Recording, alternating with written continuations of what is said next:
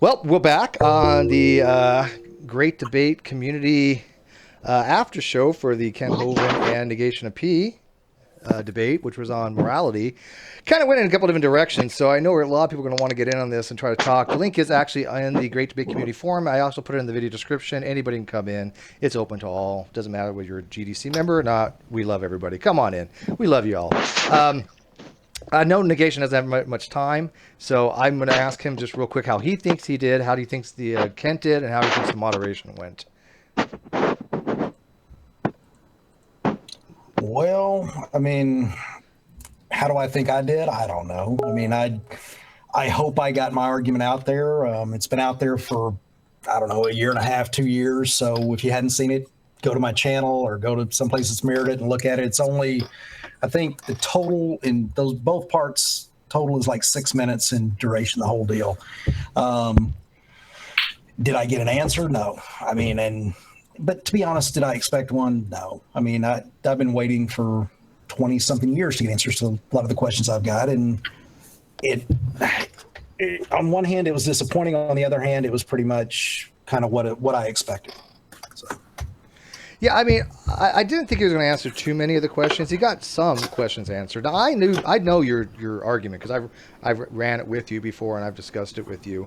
Do you think that your argument was properly related though to the audience or to Kent? Do you think he understood your argument about the bear? Do you kill the bear or not? Do you make a moral decision to end the life of the bear, thwarting God's plan or not? And does it make you a sinful person to do so? Well, as far as if we're going to base it like Kent said, if he's going to base what his decisions are made off of, then it absolutely is a sin. I mean, there's no way around that. If you are acting in opposition to God's will, and God's will is to send those bears, regardless of how successful you are at stopping those bears, you have sinned. You've committed a sin. I mean, there's no way around it. Now, did I relate that? I hope I did. It seemed like Kent understood and did what I've found happens most of the time and dodged it and tried to focus on his ability to thwart God's will, which again, I think is kind of interesting. And I wish we'd had more time to get on this and I wouldn't have been dumb enough to let him get off on evolution. But on one hand, and I mean, I touched on this a little bit, but on one hand, he wants to say that, God's will is all powerful. He can't be thwarted. But then on the other hand, somehow human free will thwarts God's plan.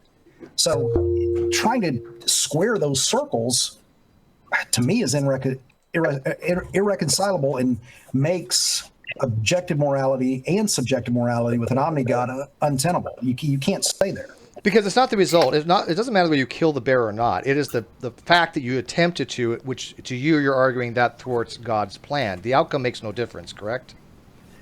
Absolutely. And not only that, but the problem is if we go back and we understand that we can't know what God's plan is. And if, like Kent said, our goal is to live according to Scripture, it renders us completely inept. We cannot make a moral decision because everything that is going on in this world has to be God's will. Everything.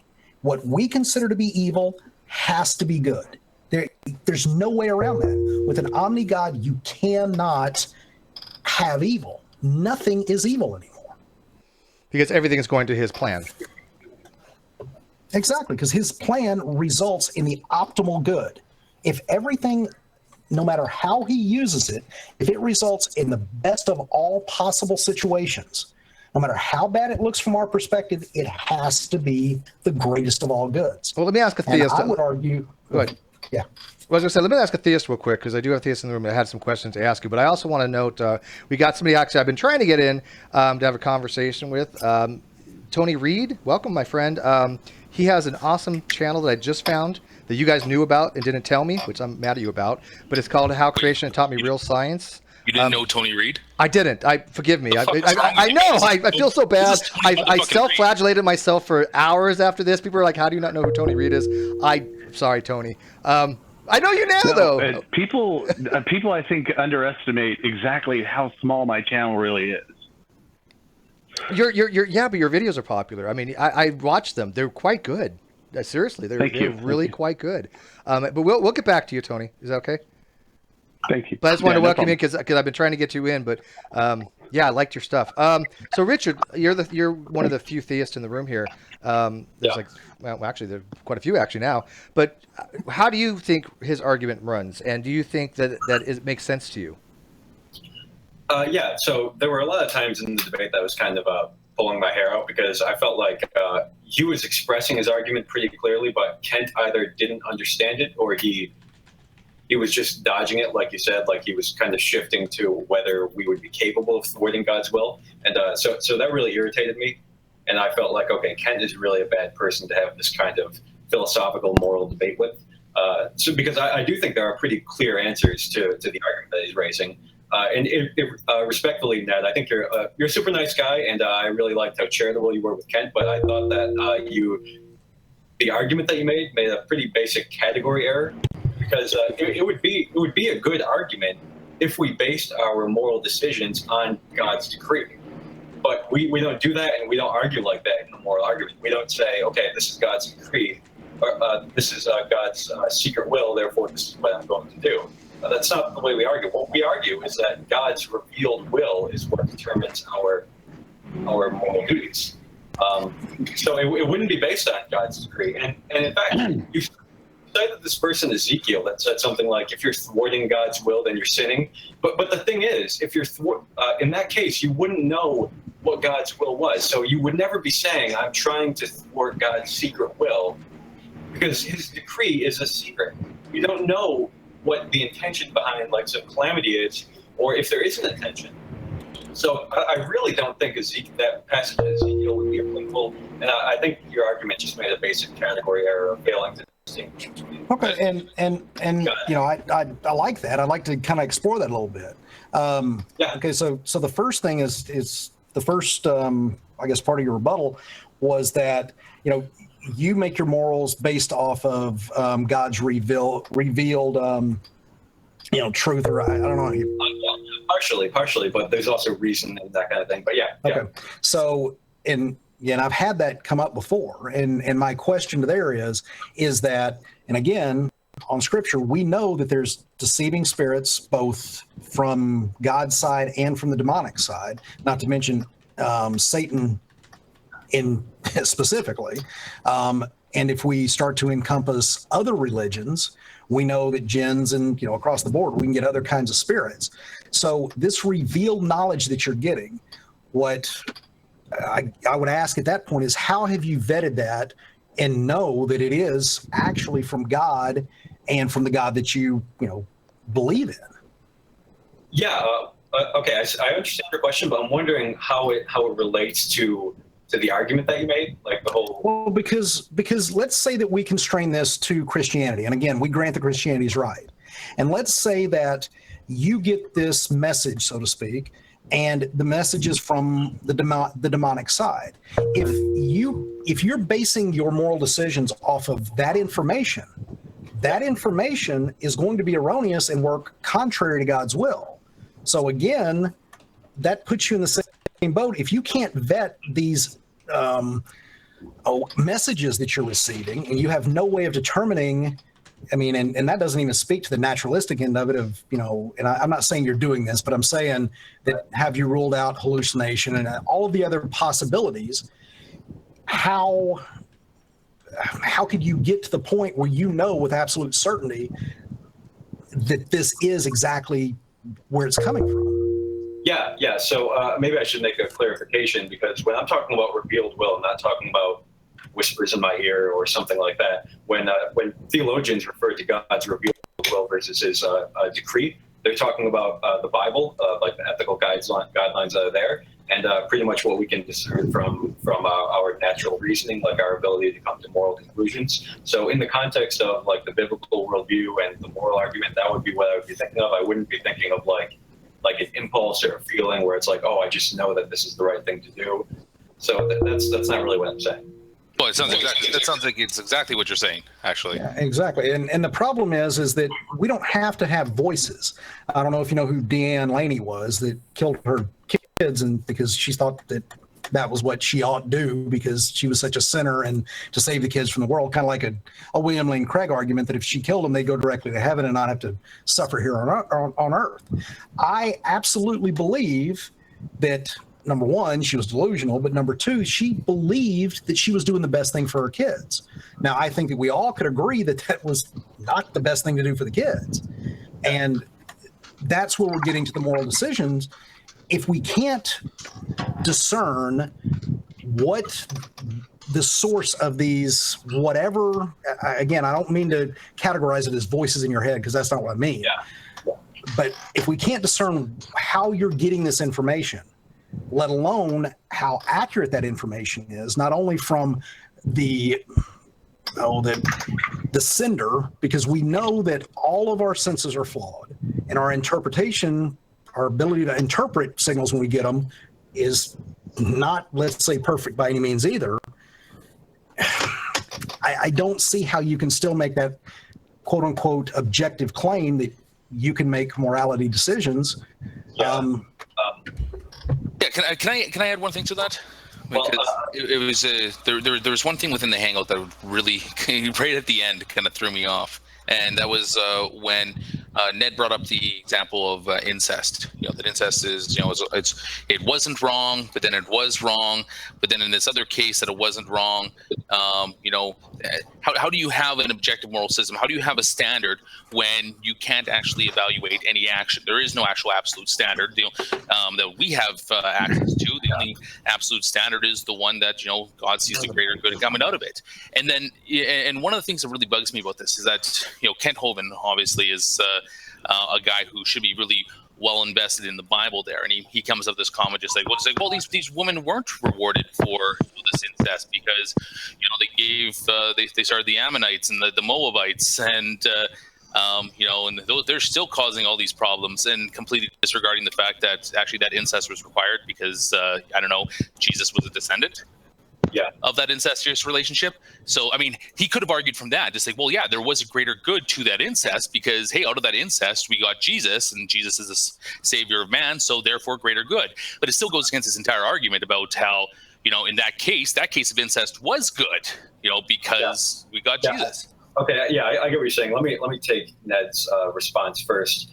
So with the lady killing her kids because of voices in the head or something like that, so this would kind of bring me back to the whole distinction between the revealed will and the decree, because in the revealed will, now what I mean is that when you read the Bible, you have this command, you shall not kill. And that is our moral duty, you shall not kill. So even if you think that God has some secret will that your kid should die, that doesn't give you the moral unction, I guess, to kill your kids, because you have this revealed will that you shall not kill.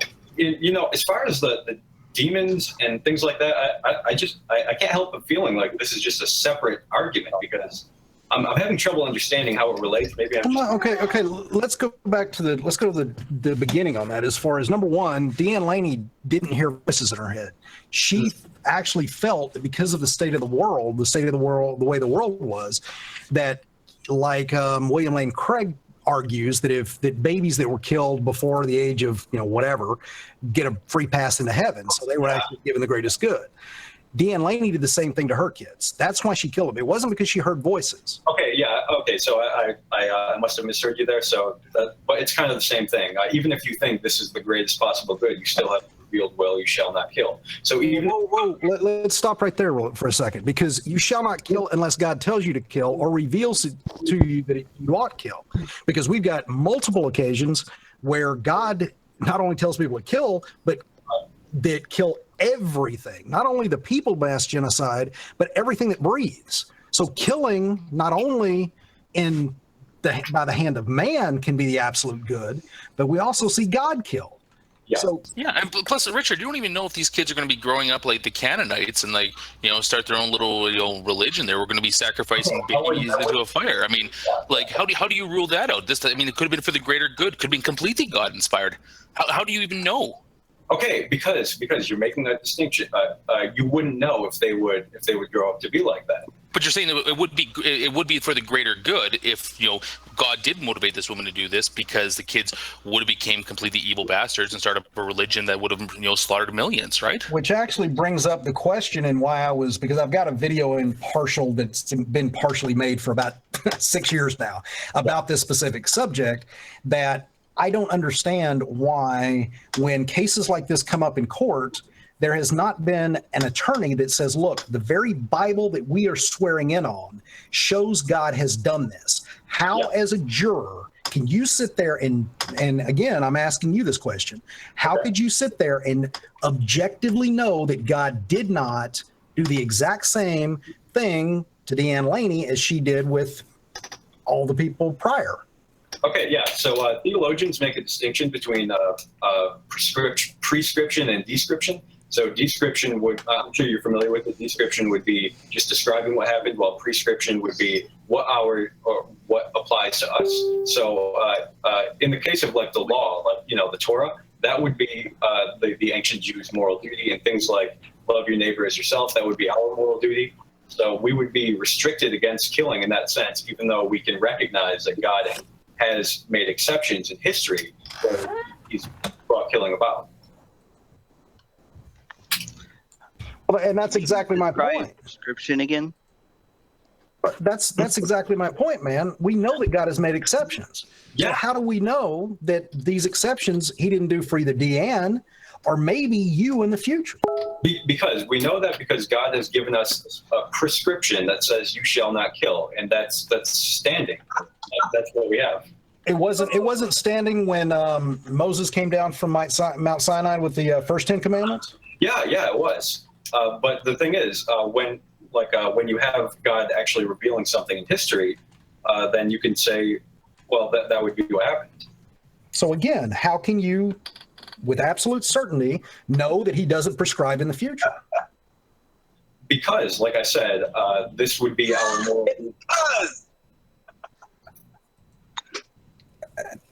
Can you say that again, please? What happened? James, are you okay, man? Are you okay? RJ? Oh, Richard, yeah, can you repeat yourself, please? Miles away from so many issues. Can't we get to the urethral dilemma and can we do the urethral dilemma and get it down to some actual text? I mean, look, he could do what William Lane Craig does, which is flat out say the writers of the Bible were mistaken and just run divine command theory. Getting bogged down in these details is kind of like, okay, you know the Bible more than this guy. Is but he a it seems to me like this guy wants to say, look, God commands the good. Well, I mean, you could just ask the Euthyphro dilemma and shut all of this down. Joe, do you know if Kent is a divine command theorist or not? I honestly think don't Kent know. knows what he is. Okay. Kent is fucking an idiot. We'll just go with that. Look, he thinks that God commands the good. Would you agree with that, Steve? Yeah. Oh, Mark, you got a feedback there, so I'm going to mute you. Steve? Yeah, I do. He was divine commandist. Yeah, he thinks that God commands the good. So Yeah, I mean, was this us at the beginning of the debate or earlier in this after show? No, I tried to get into the flow dilemma. I tried to ask him a little bit about it.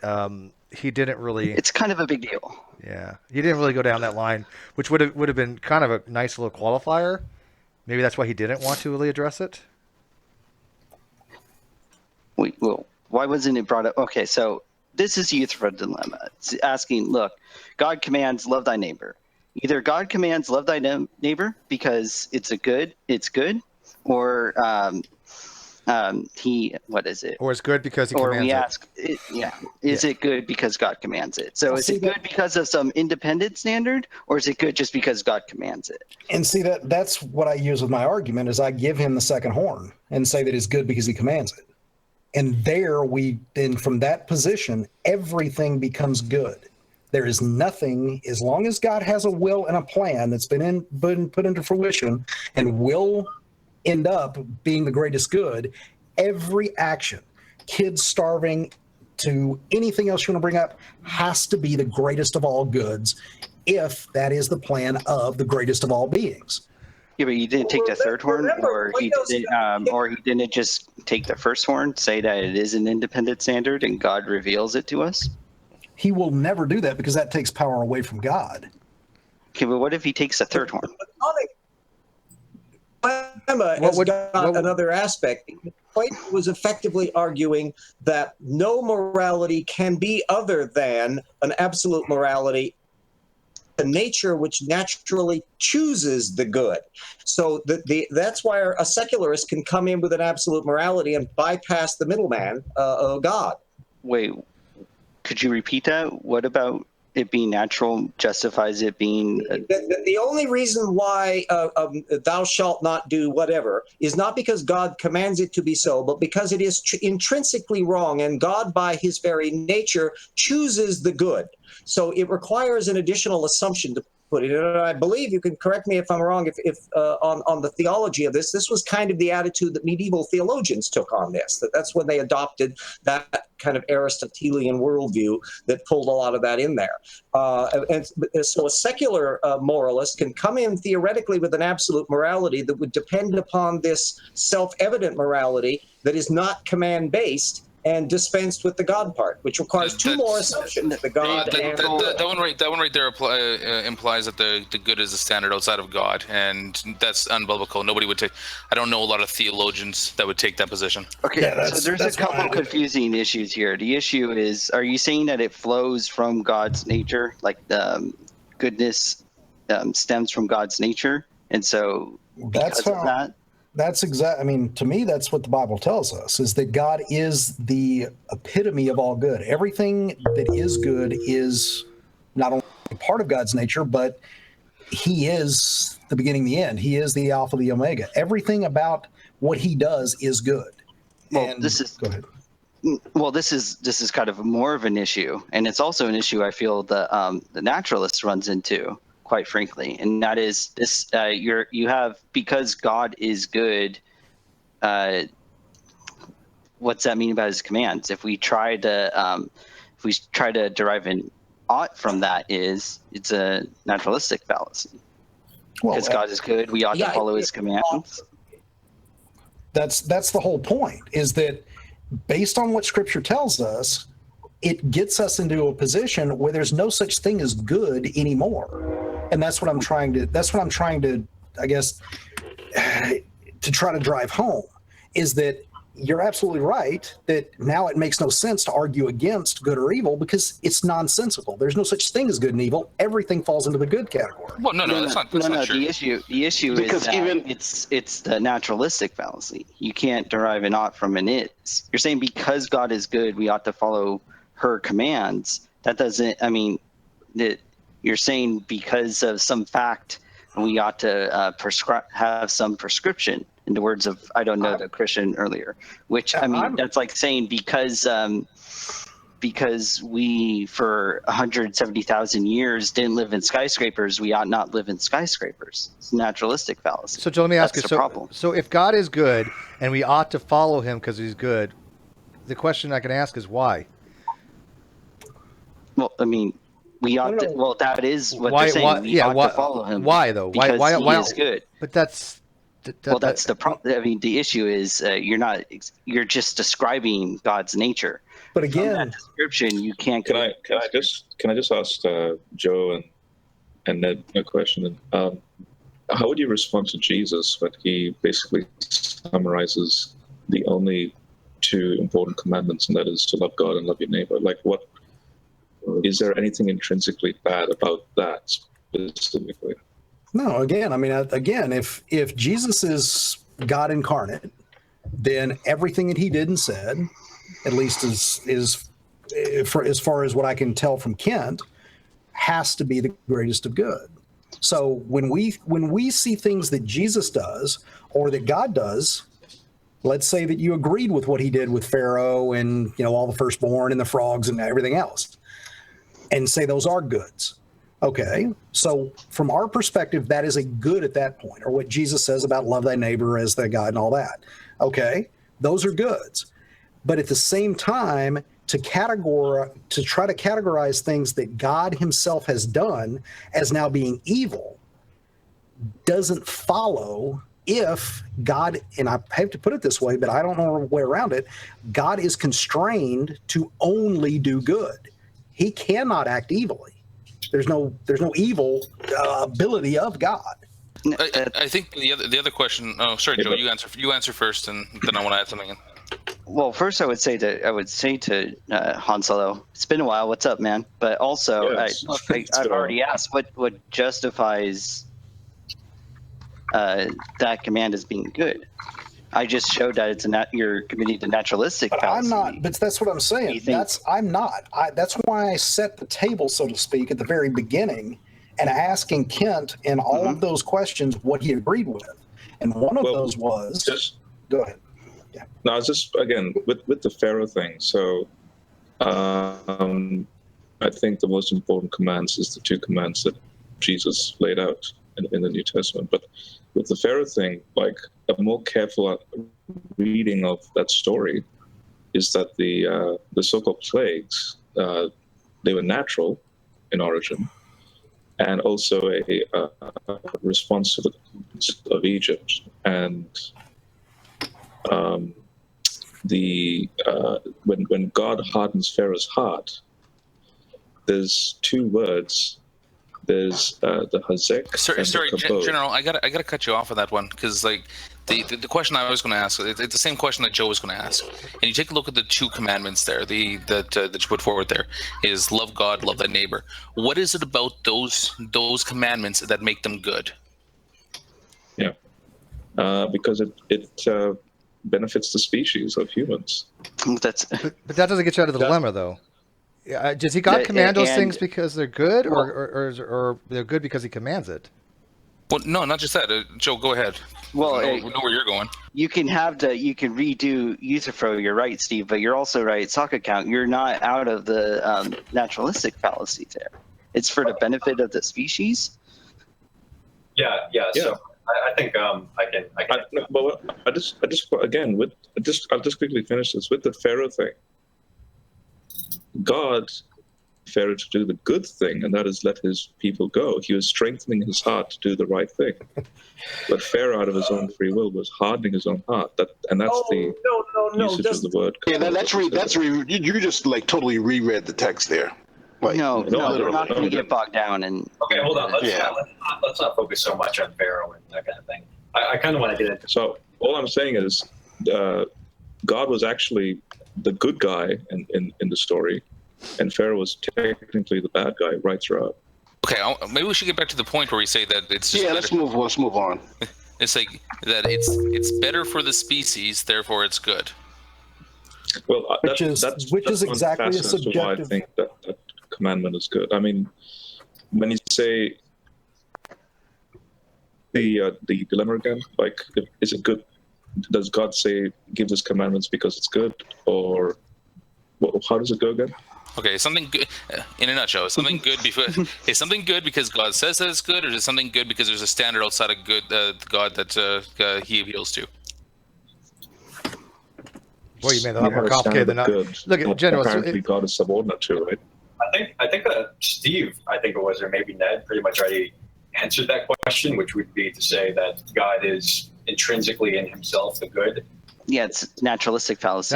That's Joe's objection, though. That's a naturalistic fallacy. That's the problem. That's the problem. Yeah. So, but a problem.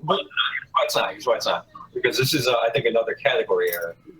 Because our moral duties are not characterized necessarily by God's nature.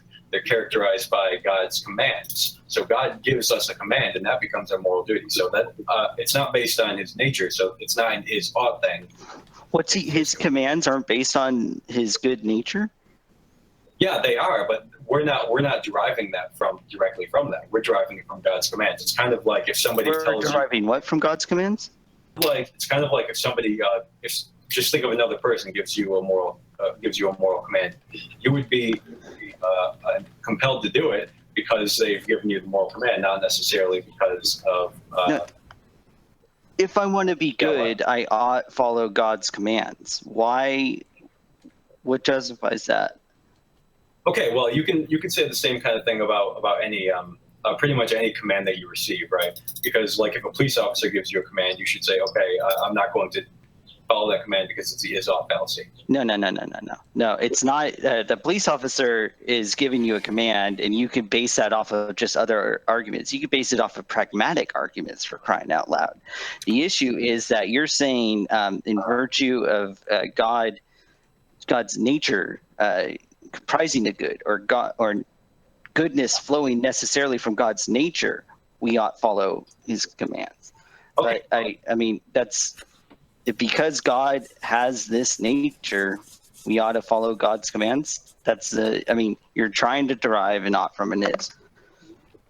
No, okay. So maybe maybe if you don't like the police officer analogy, think of a child that doesn't know anything else. Like it would just be their parents tell them to do something and then they do it, and that wouldn't be deriving an ought from an is. That would just be following the. What's the reason why ought the child follow the parents' commands? Because they believe that their parents know better. Well, why? What justifies that belief? Okay, so this is kind of what I mean. It's the same sort of example as the is-ought thing that you're bringing up. Yeah, what justifies the belief? If they're committing the naturalistic fallacy, then that's no good for this little kid, isn't it? What do you mean? Well, I mean, I don't understand. You're saying that because the kid also commits a naturalistic fallacy, it's okay for. What I'm saying is that we do this sort of thing all the time. So so I don't know if it would necessarily be the is-off fallacy if it's something that we see all the time and that we're rational in doing it. Okay, it might help if we kind of just back up and kind of walk through the argument together, and then that way everybody's on the same page. Because again, I don't know, there's some levels of maybe misunderstanding or some things that we're kind of missing throughout the thing. Yeah. Okay. So I'm going to do the same thing I did with Ken. So the first thing is that I just want to make sure that we're clear. The omni God that you believe in has a plan, and that plan is going to result in the ultimate good. In other words, God cannot act in an evil way.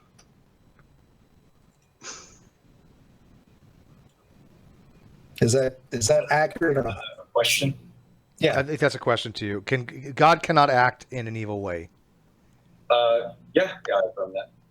Okay. And his plan, regardless what it looks like from us, has to be, every bit of that plan has to be the best of all potential choices. Yeah, no, I wouldn't necessarily say that. There are different views within Christianity of God's sovereignty and his relationship with the world. A big one that would be relevant to what you're saying would be Molinism. I'm not sure if you're aware of Molinism. Okay, but again, I want to know, Okay, so as much as I want to know what you think, I don't care about, I want to know what your perspective, because as much as I try to make it clear at the first of Kent, I'm not arguing against possibilities. I want to know what you want, okay, well, the thing is, if we're arguing about the existence of God, then the proposition God exists would have to. No. I've granted that God exists. I'm granted that God is all-knowing, all-powerful, an omni-God, and omnibenevolent, which is all good. Those are all granted. You don't have to establish any of those. So Yeah. with that set as our foundation, I want to understand the constraints that puts on God. Mm-hmm. If God is going to take an action and he is omnibenevolent, could he take an action that was not optimal on the good side of the scale? Not optimal? Okay, so the big thing that, I wouldn't be sure about would be whether God is contending with free will. And if he is, then the answer to that might be no. Again, we're not talking about outside agents. We're talking about God and constraint. Okay, yes. Okay. Next step, does God have a plan that is going on right now and will be done? We cannot thwart that plan from our perspective or any perspective because he's omni, correct? Yes, correct. Okay. So God knows everything that's going on the planet right now. Yep. If he chose, he could stop, change, whatever he wanted to. And if he took that action, it would be toward the greatest good, correct? The greatest good? Well, I wouldn't phrase it like that, but as far as what you're saying, yeah. How? Okay. Well, I'm not understanding why it wouldn't be to the greatest good. I mean, if he is. Okay, because we're talking about like different possible. Like if you're talking about the greatest good, then I would think of the greatest possible world with like the most possible goodness, and I would say I'm not sure about that. Which, well, wait a second. I'm not saying currently. I'm saying that would work toward the greatest good, which is his plan. Negation of P, are you saying he's taking the second horn, or he's doing the goodness comes from God's nature? Again, I want to ferret this out. So I don't want to push him in any direction. I want to ferret this out. So the key that, again, because again, this will get there. I know that it's kind of convoluted at first, but once we understand the constraints of God, then the rest of the arguments falls into place. So the key is again, can God act in a way that is not reflective of the greatest of all good?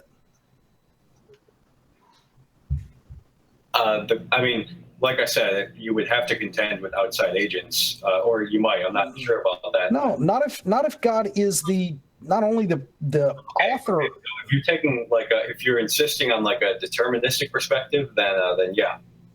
Well, again, I'm asking you. What I'm saying is if God has a plan, I don't see how it couldn't. Everybody would be deterministic, which I know is going to get into free will and all that. But again, I don't want to go down that other than just to ask you from God's abilities, if he is going to take an action and he is the greatest of all good, is there any way that he could say, nope, I'm only going to do kind of good here? Would that reflect God's nature? No. Okay, so now here's the thing. Is God's plan, was it prescribed in the beginning? Does he know the beginning from the end? And is everything that, and stop me if any of these are wrong, and everything that God has put into his plan is for the greatest good? Yes. Then tell me how anything can be considered bad. Okay, well, I already kind of went into this because we do not base our moral duties on God's decrees. No, not what we judge. I'm talking from. Okay, I see what you're saying from a divine perspective. There could be some things that have different dimensions to them. Like you brought up Genesis 50:20, what your intention was evil, but God's intention was good. So there were different dimensions to it. Like there is human evil, and yet there is, in a more ultimate sense, bringing about God's plan. So again, I don't think you can just paint it black and white and say it's good or evil, because I think there are different dimensions to it. Okay, but again, if it's all working toward the greatest of all good, then, and there's no other way to have this come out, because we've already said that every step of God's plan has been prescribed in order to result in the greatest of all good, then something as horrific as, I don't care, whatever you want to pick, if that comes to fruition, we know that that was the best possible occurrence because it will result in God's plan being done. Okay, yeah, but at the same time, like I said, there are other dimensions to it. Like there are still evil things that are happening. There are different perspectives, but that does not. No, I think they really are evil. Like there are different dimensions, one that would be good and the other that would be evil. So God does ultimate evil. Well, it's not God's intention to bring about evil. It's his intention to do good, and it's man's intention to do evil. Wait a sec. Okay, yeah, so you're telling me man's will thwarts God's plan and God's will? No, I wouldn't say that. What I said is that God's will is to do good, even if it results in evil. Richard, I think the issue is that you think we can perform evil, but since it's a part of God's plan, that God has good reasons for it. But in virtue of our having free will or some other claim that you might hold, you might enjoy especially or whatever, you think that we can nonetheless perform evil.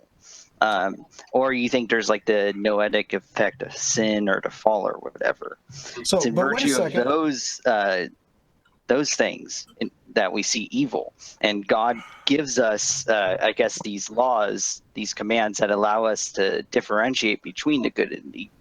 Is that your position, Richard? Yeah, I think so. Okay, but again, Can I help, Richard? No, you can't. Edgar. wait a second. But wait a second. Again, that is our perspective. That is not the ultimate, I guess, measure. The ultimate measure has to be from God. And if God has either, well, God has prescribed it. He's not allowed it to happen. He's prescribed that it happened. He made his will come and continue. Yeah. So even though we may perceive that as an evil, in the same way that if I take my 7-year-old to get shots, when the doctor pulls out the needle and starts walking to him with that shot, he's going to think that doctor's pretty evil. Now, that pain that he's going to feel needs to occur because it's going to benefit him in the long run. So regardless what we think of it, that has no effect on the objective truth of was it a good or was it an evil? Yeah, and like I said, bloody evil. This sounds like it's 1200. Has anybody bothered to think about the fact that we do moral reasoning with our brains, and we're now in the 21st century and we know more about how that works now? Okay. I am actually an atheist, and that's the whole reason I'm putting this together, because I'm trying to demonstrate just how bad when you have an omni-God as your, let's say, standard, what it does to your ability to make moral decisions. Once you box yourself in with an omni-God that has a plan that is omnibenevolent, you can no longer call any action evil, because by definition it has to be good. That's the whole purpose of this. Okay, so we've dived into problem of evil territory, which I like, so I'm fine with it. I don't care. The issue is that I think that Richard has this position, and he can present different theodicies to justify what we would see as evil. But no, I don't think the theodicies would be relevant. Exactly. It's completely irrelevant. The problem of evil. Oh, so I don't understand how it's irrelevant. Because there is no evil. Can I help Richard, please? The issue is that we perform evil. It's not just God. Remember, he thinks there's free will. He thinks that there's a noetic effect of sin. So he gives theodicies in order to justify that evil. But God does no. We cannot do evil if God has a plan and God is omniscient. And free will is what he uses to justify that. Then he would see it. No, you are misinformed. I think all of you here are misinformed. Hey, Steve, I'm sorry. Can we just kick him? Yeah, right now? Edgar, you can up and sit and listen, but you're just not going to involve yourself in this conversation because it's way above your pay grade. Okay, way above your pay grade. No one's disagreeing. So let the adults talk here. Go ahead, Joe. I'm fascinated about what you're having to say here, and Richard. And whatever Ned's talking about. No one's disagreeing that those theodicies fall apart, that free will or whatever, like the fall, whatever, they fall apart. But the issue is he still thinks that there's a morality. If all those things fall apart, he still thinks that this morality that's constructed, divine command theory, would allow him to actually condemn all the stuff that you would condemn in the Bible. Right now, he's not there yet. Eventually, someday, hopefully, but he still thinks that there's a moral system that can be that is based upon the God of the Bible, even if he has to throw out the Bible itself. And that's the issue that you want to address with the Euthyphro. Right, and that's I mean, again, yeah, Euthyphro gets there, but for the most part, I don't think Euthyphro. I hate to put it this way, tends to be taken seriously because it's so old and people hand wave it away as, oh, you're just bringing up Euthyphro again, which is stupid. I agree, because it is definitely still relevant. You're not getting around it, just like the problem with hard solipsism. If you can't address it, you can't hand wave it away. Yeah, he couldn't addressed it, and it led him to the naturalistic fallacy. But what I'm saying is that since I know that that's kind of the reaction, is that, oh, well, you're just relying on Euthyphro. No, I want to come at it from a different perspective, grant everything that their God, every claim about omniscience and the omni-God that they have, and demonstrate that once all of those omnis are stacked on each other, it completely negates morality. And there's another argument I have that it negates information or the ability to obtain knowledge. But the point is that once we understand that God cannot have a plan and the existence of evil at the same time. There's no way. It can't happen. But it just seems like you do have to take on the challenge of like Molinism or the challenge of free will or these other theodicies. It does seem like it's a type of problem. Okay, so all right, well let's go with the problem of free will, because that's the one that brings up more than anything. Did God grant us free will? I mean, I know the answers to it, but it seems like you would have to take those on, and now it's just the problem of evil. It's not taking on divine command theory. No, because the thing is, all you have to do is once they say yes, God created free will, and then you say is that part of God's plan and God's will, which of course they have to agree to in that, because everything is. Then boom, all of these free will quote unquote decisions we make, even if they are free will, God knows what's going to happen before you are even born. These are all prescribed as part of his plan. So this free will does nothing but tighten the noose, so to speak, because it's all part of God's plan, even if it is free will. No, I'm not objecting. I mean, I agree that these theodicies fall apart. I'm just saying that you're going away from divine command theory. Now you're arguing against free will. You're arguing against things that are more associated with problem of evil, which again, that's cool. I like the problem of evil, so that's fine. You like all the arguments. But, hey, real quick, can we get he could just throw out the Bible. He could say, fine, there's that, but I still have this divine command theory. And if he does that, then that's great, because what we've done is we've at best moved him from Christian to deist. Hang on, Ned. Can we get hang on? I mean, you can do that just by challenging divine command theory itself, though. Can you eat me? Like get an interjection real quick? He can't address the naturalistic fallacy. Yeah, Go ahead, Steve. Sorry. Yeah, can eat me? I'll get an interjection real quick. He's been really quiet. He's freezing out there. His beard is all icy. I feel bad for him. So can he get a 30-second interjection here? Yeah, it's snowing here in the middle of July or August or whatever month it is. No, the only reason I am here, we have no idea why you're over here. Anything because no, I'm kidding. Yeah, I know. Go ahead, man. Sorry, cantankerous today. Chatty. Yeah. You're in a good mood comparatively, I guess. What? Wait, what? Go ahead. Sorry. No. So Negation of P. The only reason I joined is because I wanted to say that I've been a huge fan of yours for a couple of years now, and the reason is that a buddy of mine and I were coming out of a bar like 1 o'clock on Saturday, so I was wasted, and there was this mutated bulldog-looking dude arguing with somebody. So he said something I didn't agree with, so I stepped up. And then after 15 minutes, I was trying to pull my hair out because he just kept saying, how do you know that? How do you know that? How do you know that? I ended up looking the guy up. It was Seitan Brooding Cake. Wow. And nice. I became obsessed with this dude's argument, and I found your response to it. Well, thanks, man. That was... And that Stroke finally that allowed me ego. to see. Stroke. I'm sorry. Look, I told you in an instant message I wanted to dick ride. Ned has great stuff. Not gonna lie. Ned has great stuff. I love your story. Are you done with your story? Because I got a small story. But are you done? Well, I mean,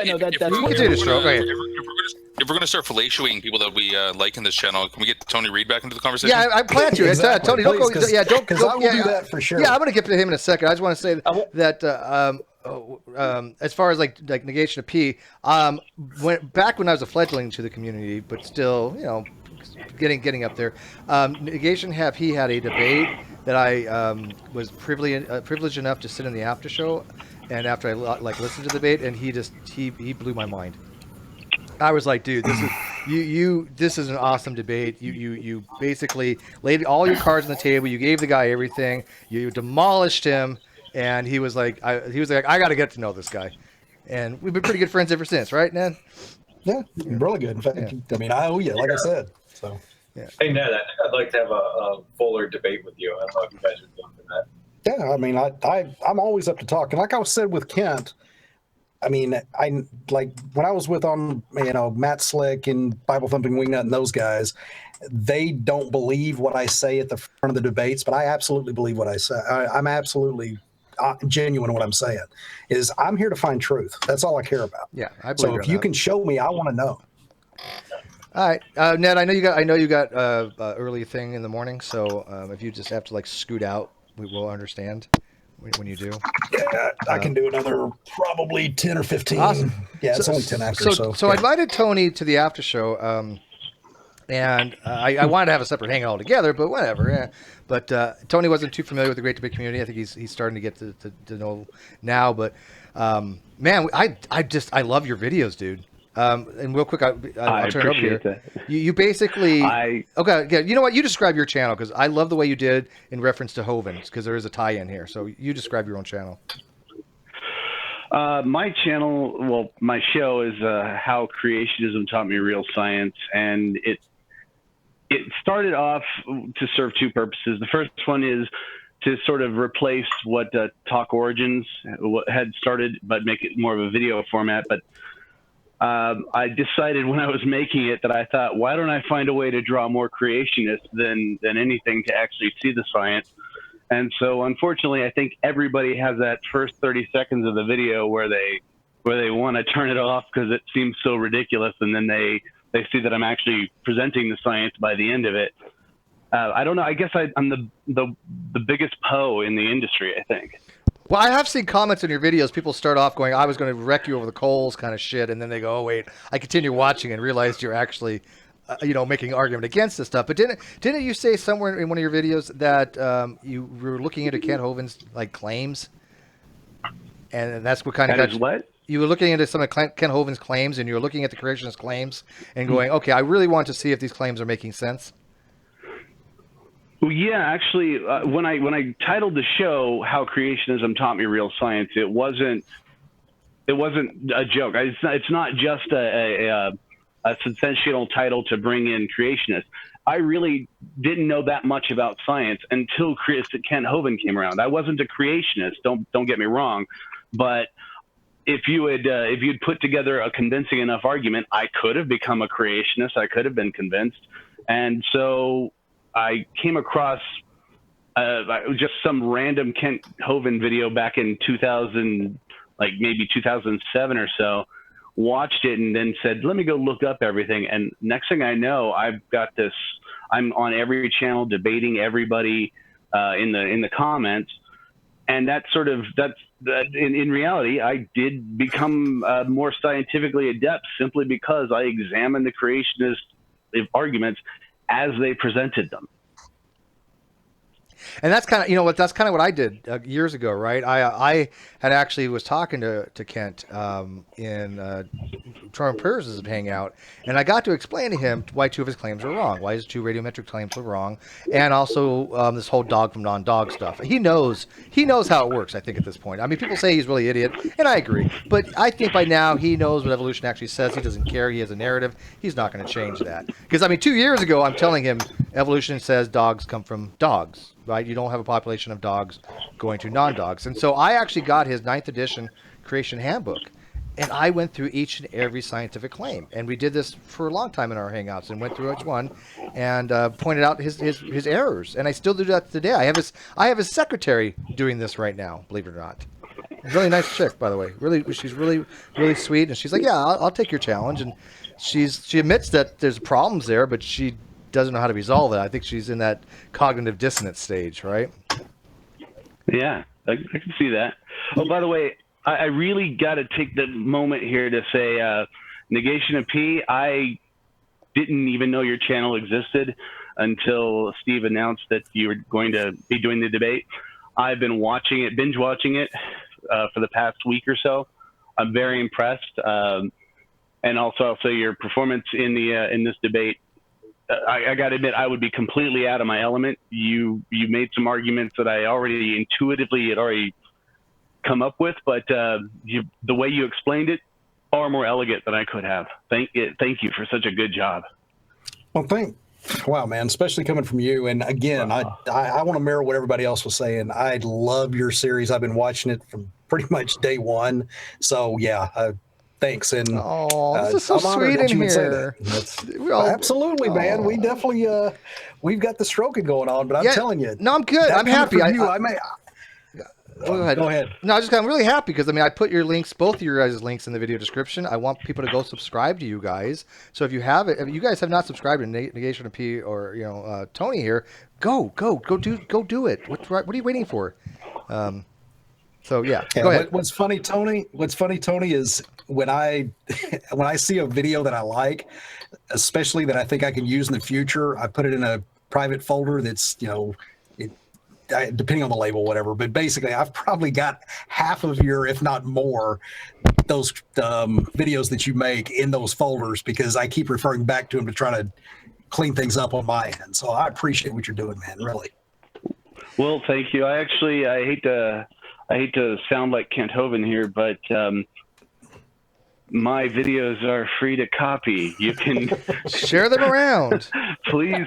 No, that's not what I meant. That's actually not what I meant. What I meant is if there's sections of a video that you want to take out, like I spent some time doing some 3D animation. I did a 3D animation of the irreducible complexity of the bacterial flagellum. It would be a waste if it was only on my channel. I put a lot of work into that. So if anybody has a need for that animation, you can either download the video or ask me and I'll get a copy of it, of that part of the video. Why did you drop it? By the way, why did you drop that 3D animation from the beginning of your video? The first one? From the first season? That shit was awesome. Because I started to realize in this medium, and it's purely, it's not aesthetic. I actually was very happy with it, and I love the fact that it kind of sets you up really well to believe it was a creationist video. But it does. It does it perfectly. Like if you take a look at any bad creationism, creationist science video, they have the worst 3D animation. I thought he was a younger creationist. Worlds above what I could do. Yeah, no, I thought he was a younger creationist. It made me feel like that's what it was going for. And it was just I thought it was brilliant. I thought it was great. Yeah, I didn't realize. I got rid of that. I had a lot of complaints that, man, why do I have to sit through this long thing for every episode? And I just thought I'd trim it up to that really irritatingly short one for the second season. And I'm very happy with the third season's intro, so I'll probably stick with that for the rest of the series. But when I first saw it, I had to look and go, okay, is this guy a creationist? I'm ready to tear this shit up. But then I realized it. Yeah, I wish I could see people's faces as they're watching them, see whether they're a creationist or not, where they start to realize this isn't what I expected. Because one way or another, you started watching it, and I hope most people were convinced it was a creationist video at the beginning, and then by the end, I will also say that the very first episode, a lot of people couldn't tell at all, even by the end, whether I was a creationist or not. And it's a boring episode, in my opinion, probably the most boring of the series, but it sets up everything very well. That's why I put it out there. I have fun with it, with the idea that people are watching it disgusted one way or another, whether it's at the beginning or at the end. Yeah, I get that reaction from my videos a lot. Disgust. Have you watched Apologias? Because he's a big fan of yours. He's actually used Apologia. I shouted him out in episode 60. Which, if anybody wants to know a detail about that, every 20th episode on my show, I admit everything I got wrong, and I think everything corrected. I'm gonna have to go through your shit every 20th episode. Every single. I watched a lot of your stuff. I haven't watched all your videos, but maybe I'll have to. Yeah. Apologia. I love what Apologia does because he explains things really well, and he explains them completely differently than I do, and I like that because everybody learns in a different way. Yeah, Steve doesn't make videos correcting when he's wrong. He's kind of an authoritarian. We just have to shift reality around him. Exactly. Reality can change due to the Mandela effect on my whim.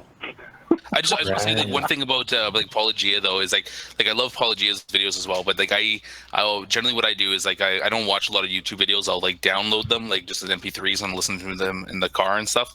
And so I never really got the whole ham and eggs thing until the first time I actually watched one of his videos live, and it was oh yeah, Ken Ham, I got that, but eggs answers in Genesis, it's AIG, oh fuck, I get it.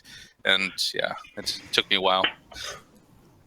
Somebody said, Yeah, he's when very first time I saw Ham and Eggs, it took me maybe 2 seconds because I did see it, and I was actually subscribed to AIG at the time. It made me bust up laughing. I had to rewatch the video because I was still laughing at the end of it. I really thought that was clever. Should we Paul G on here by chance? He's in the live chat. He's in the live chat. He knows how to get in. He was here earlier. I'm not sure if he's still around. Should we, for shits and giggles, expose Tony to Edgar, or is that just too much? No, don't do that. I want Tony to come back. I know. Okay? Is Edgar that crazy guy that you guys were debating in the early one? Just doesn't listen to anything anybody says? Yeah, the Mr. Intelligent Design guy, the guy that can prove the new intelligence by dropping eggs onto tissue paper. Wait, so is that the guy? I haven't heard that. I can't. I mean, I've been listening in on your after shows. I just some of the names, they kind of run together for me. But I do remember the interesting Uber Christians. That would be Mr. Intelligent Design. I remember that guy saying he was going to come to my defense, and you were like, no, and you shut him down. Well, because it would have made matters worse for you, I'm certain. But Richard, what he wanted to do is he wanted to correct you, okay? Because the problem with you is that you don't understand God because you haven't accepted the new intelligence. Yeah. Okay, and you don't know the real new intelligence. Because of that, you don't do the new intelligence. And see, the first thing that you have to do, and actually, he was nice enough. He typed it up there in the up above for you there. He's claiming he's not retarded. He's arguing. We have hours of Edgar. Okay, so it's not like Edgar gets silenced. It's just like sometimes you just got to draw the line. God is omniscient until it comes to humans, and then God is no longer omniscient. So, imagine a bunch of well-educated people. I'd love to see Mr. Intelligent Design teach Ken Paul. That would be a good discussion. It's like a bunch of people get together having a nice, honest, intelligent conversation, and then you have like this kid coming up wanting to play crayons with you and stuff. It's like, Edgar just kind of wait. I like crayons too, but there's a time and place, right? But, I mean, go ahead. I'll give Edgar 2 minutes. Go ahead, Edgar. Take 2 minutes to explain to your entire. Richard, be prepared. Yeah. Well, this is for Tony. Richard, you know about this, don't you? Or is this new to you too? No, I have. Oh, okay. This is to both of you. Thank you, Steve. Go ahead. Okay, take it away. You got 2 full minutes. I will give you my 2 minutes. Okay. Thank you guys for giving me a time to speak to all of you. And I've been listening to you about your discussion about the Christian teaching in the Bibles.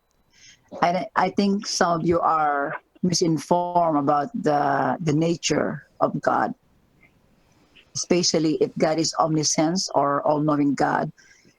I think the reason why this one is very hard topic because we were taught incorrectly before. We were taught by many incorrect pastors, teachers, church leaders. That's why some of explanation here are very wrong, totally wrong, and not part of reality. To those of you who don't know about me, I am the discoverer of the new intelligent design, word upside down from intelligence, and I'm contacting many scientists, many people to help me to share this information, and I'm here in Steve's Hangout so that I could share to you even in a few minutes about the new intelligent design.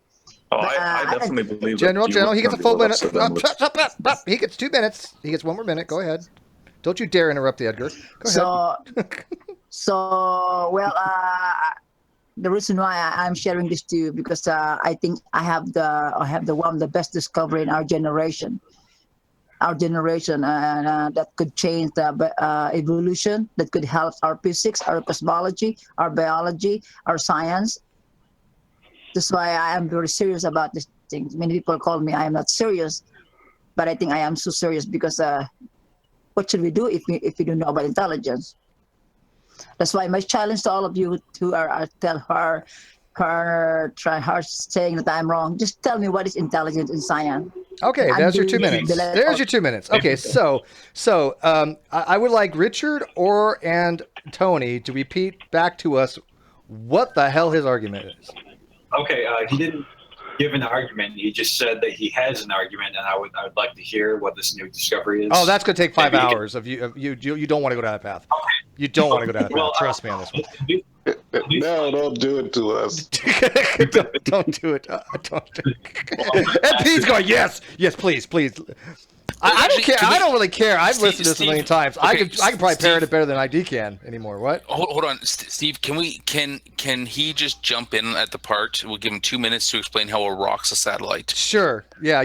That's if Tony's okay with it. You got time, Tony? I'm sorry. What was that? A rock is a what? Wait, a rock is a satellite. Tony, it has drinking? To do with, Tony, the first thing you need to realize is that the correct philosophy here is understand problem, solution. Okay? ID, take it away, bud. Wait, Tony, are you drinking? I'm not. You need to be. Well, you will be. You soon. will be. Yeah, you will be. Okay. Yeah. Go ahead. Tell us. Well, is begging our scientists. Our science now is begging our scientists to help our science to categorize any X in the whole existence, in the whole universe. We can categorize biological organisms like we normally use taxonomy from animal kingdom, from kingdom to species. But we don't know how to categorize any X. For example, your car, your computer. We don't categorize that if they are non-natural or natural process or natural made object. The strength of intelligent design that I discovered is that it could categorize now all X in the entire universe. If we use that categorization method in science for all X in the entire universe, in the entire existence, we could change full explanation of reality for biology, for physics, for cosmology, for astronomy.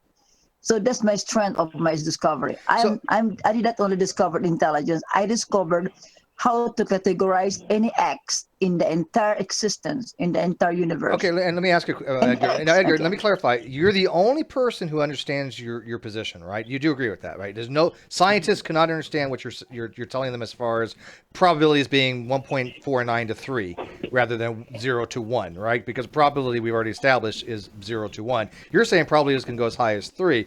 You agree that no scientist has been able to agree with you on this, right? Because they don't understand you. Would you agree? You're the only one that gets it. What I said, Steve, is that I agree that our natural probability has a maximum number of 1. I agree about the natural probability. But I also said that I discovered another types of mathematics, another types of probability that will exceed 1. I said instinct probability, I said intelligence probability, and I also said important probability. I have 3 discoveries for another probabilities. And how many scientists agree with you? Can they understand you when you were doing the math? How many what? Are you the only person that grasps your intelligence findings? Are you the only one that understands on the planet? Because you've said that before. Nobody else understands you. Steve, you're let him get into problem solution. We haven't got the Agent Rock satellite problem solution yet. Yes, I want to get there, and I don't want to listen to this for the next 5 hours. All right, go get Edgar. So explain to us Agent Stone problem solution. Well, it's very simple. If you have a problem, and if you would like to solve the problem, it's called problem solution. That phenomena is called a natural phenomena. If you have a problem, Somebody's got a problem.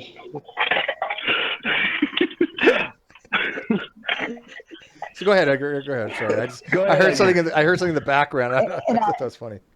If you have a problem and you try to solve the problem with 2 or more solutions, that phenomena is called intelligent phenomenon.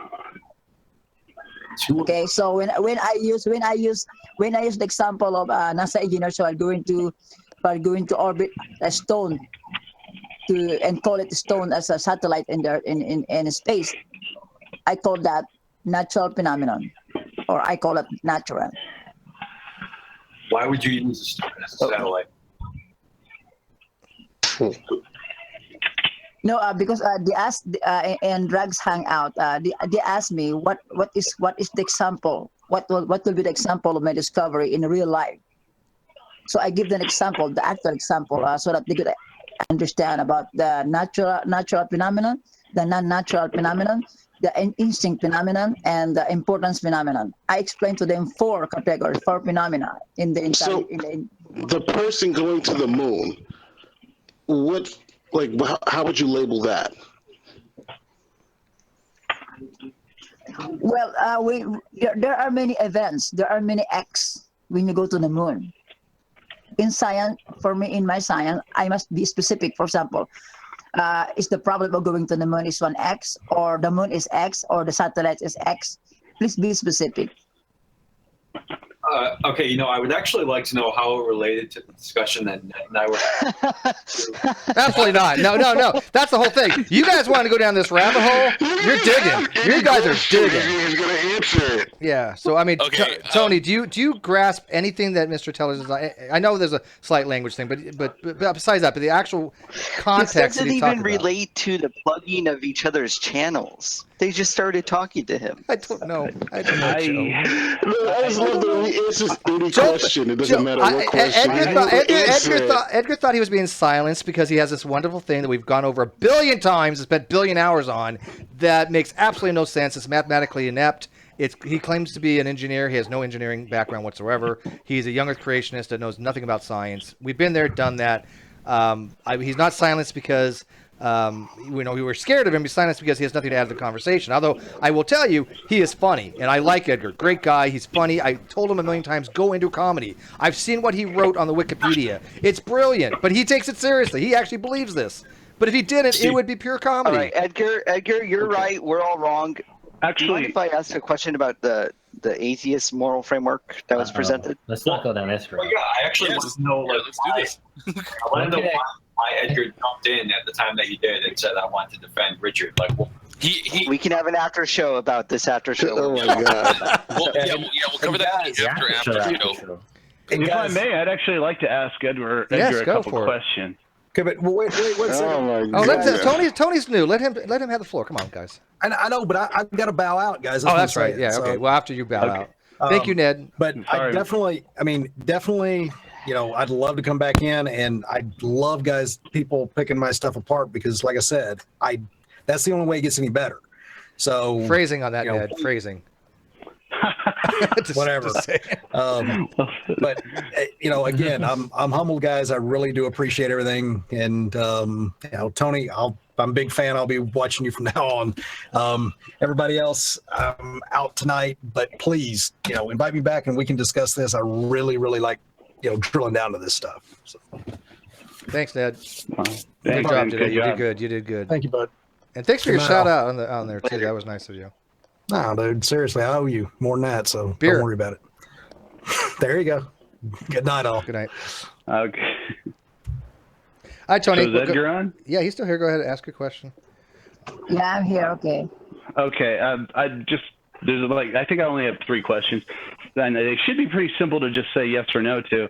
The first one is this new intelligence that you're talking about? Is it scientific? Yes, since I have an experiment. Okay. Regardless of that, are you going to be turning the world upside down? Regardless of that, what do you mean by scientific? We are going to change the explanation of our biology, of our physics, of everything. All right, and okay, so I mean, but you will be turning the world upside down. Yes, actually, yes. Okay, figuratively. Okay, I get it. Last question. Are you the guy? No, I think. Yeah, probably yes. Okay. Okay, whether it's figuratively or literally, it works for me. It's something I would notice, though, right? If the world turned upside down, by your definition, I would notice this most likely. Well, when I say when the world turned upside down, our science and the way of thinking, the way we teach in education, the way we use intelligence and science and mathematics and education and religion and philosophy in our life will change upside down. That's what I'm trying to say. So I'll notice a pronounced change around me. Yes, it will really change. All the textbooks in the world, our biology textbook will be changed. Because so I would notice that everything changed, right? Yes. Okay. Then I'll just wait till you go ahead and make that change. Yeah, You'll be this is my waiting a very second time long to change the time. world. Mr. I. Yeah, I'll just wait. I mean, once you do that, you have proven it to me scientifically. So let's just go ahead and turn the world upside down. We'll catch up with you. When something is Yeah. scientific, what do you mean? When I say scientific, because we use the word scientific in science to be first, it must have an empirical evidence. It must be testable, confirmable, and it must be falsifiable. And again, it must be according to reality. So how is Well, it intelligence? seems So like that's it must be redundant. tested. If it's all those things, then it's according to reality. The issue there is saying testable, confirmable, and falsifiable is fine. You can even ditch falsifiable. Disconfirmable is fine.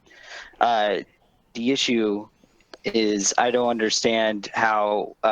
What is the prediction? What's something we would expect to see given the God that you described in intelligent design? Because that's something we can test, and Well, I if you think- don't see it, that disconfirms the hypothesis that you've rendered. What's up, Richard? I mean, I think he just told us, right? The world will be turned upside down. Maybe he can give us a time frame for that. Like, when will the world be turned upside down? Do you suppose? And then we can. Like literally? I think he I'm means figuratively. Yeah, that's what he said, right? The world will be turned upside down. So I'm wondering maybe. If idea is correct? If his Yeah. idea is correct, his intelligence, his new Yeah, we can intelligence. get a kind of a ballpark here about when the universe began and then when it's going to get turned over, so we can have kind of a field to play on. Oh my God. Well, I'm thinking that once our science, if a real scientist will going to study my discovery, he will and apply it to reality. A real and serious scientist will going to say yes to me. That's not But going to happen. Edgar, that's just not So, going to happen. well, I'm looking for that, Steve. I'm looking for that because Edgar. when Einstein showed this You're not discovery in the world, when Steve, Einstein can you showed donate to discovery your in the world, Patreon, nobody please? believed him. Nobody accepted this discovery except Max Planck. So I'm looking at my own Max Planck. Okay, we actually have Robert here. He has a degree in physics. Maybe Robert will accept it and turn the world upside down. Robert, you there? I zoned out. I was actually, what was the question? He was too busy focusing on the original topic. He wrote out this thing about the youth and growth of my mind. Which we're going to get back to in about 3 more minutes. True, it wasn't his interest. Yeah, we're gonna get back to the original topic in about 3 more minutes, or less, much less probably. But So yeah, repeat General, the question. No, okay, never mind. you've looked over. So You're a physicist. You've looked over Mr. Intelligent Design's stuff. Yeah, on a scale of 1 to 10. Wait, on a scale of 1 to 10, what 10 as like field equations? You know how they just or Maxwell's equations, things that overturned.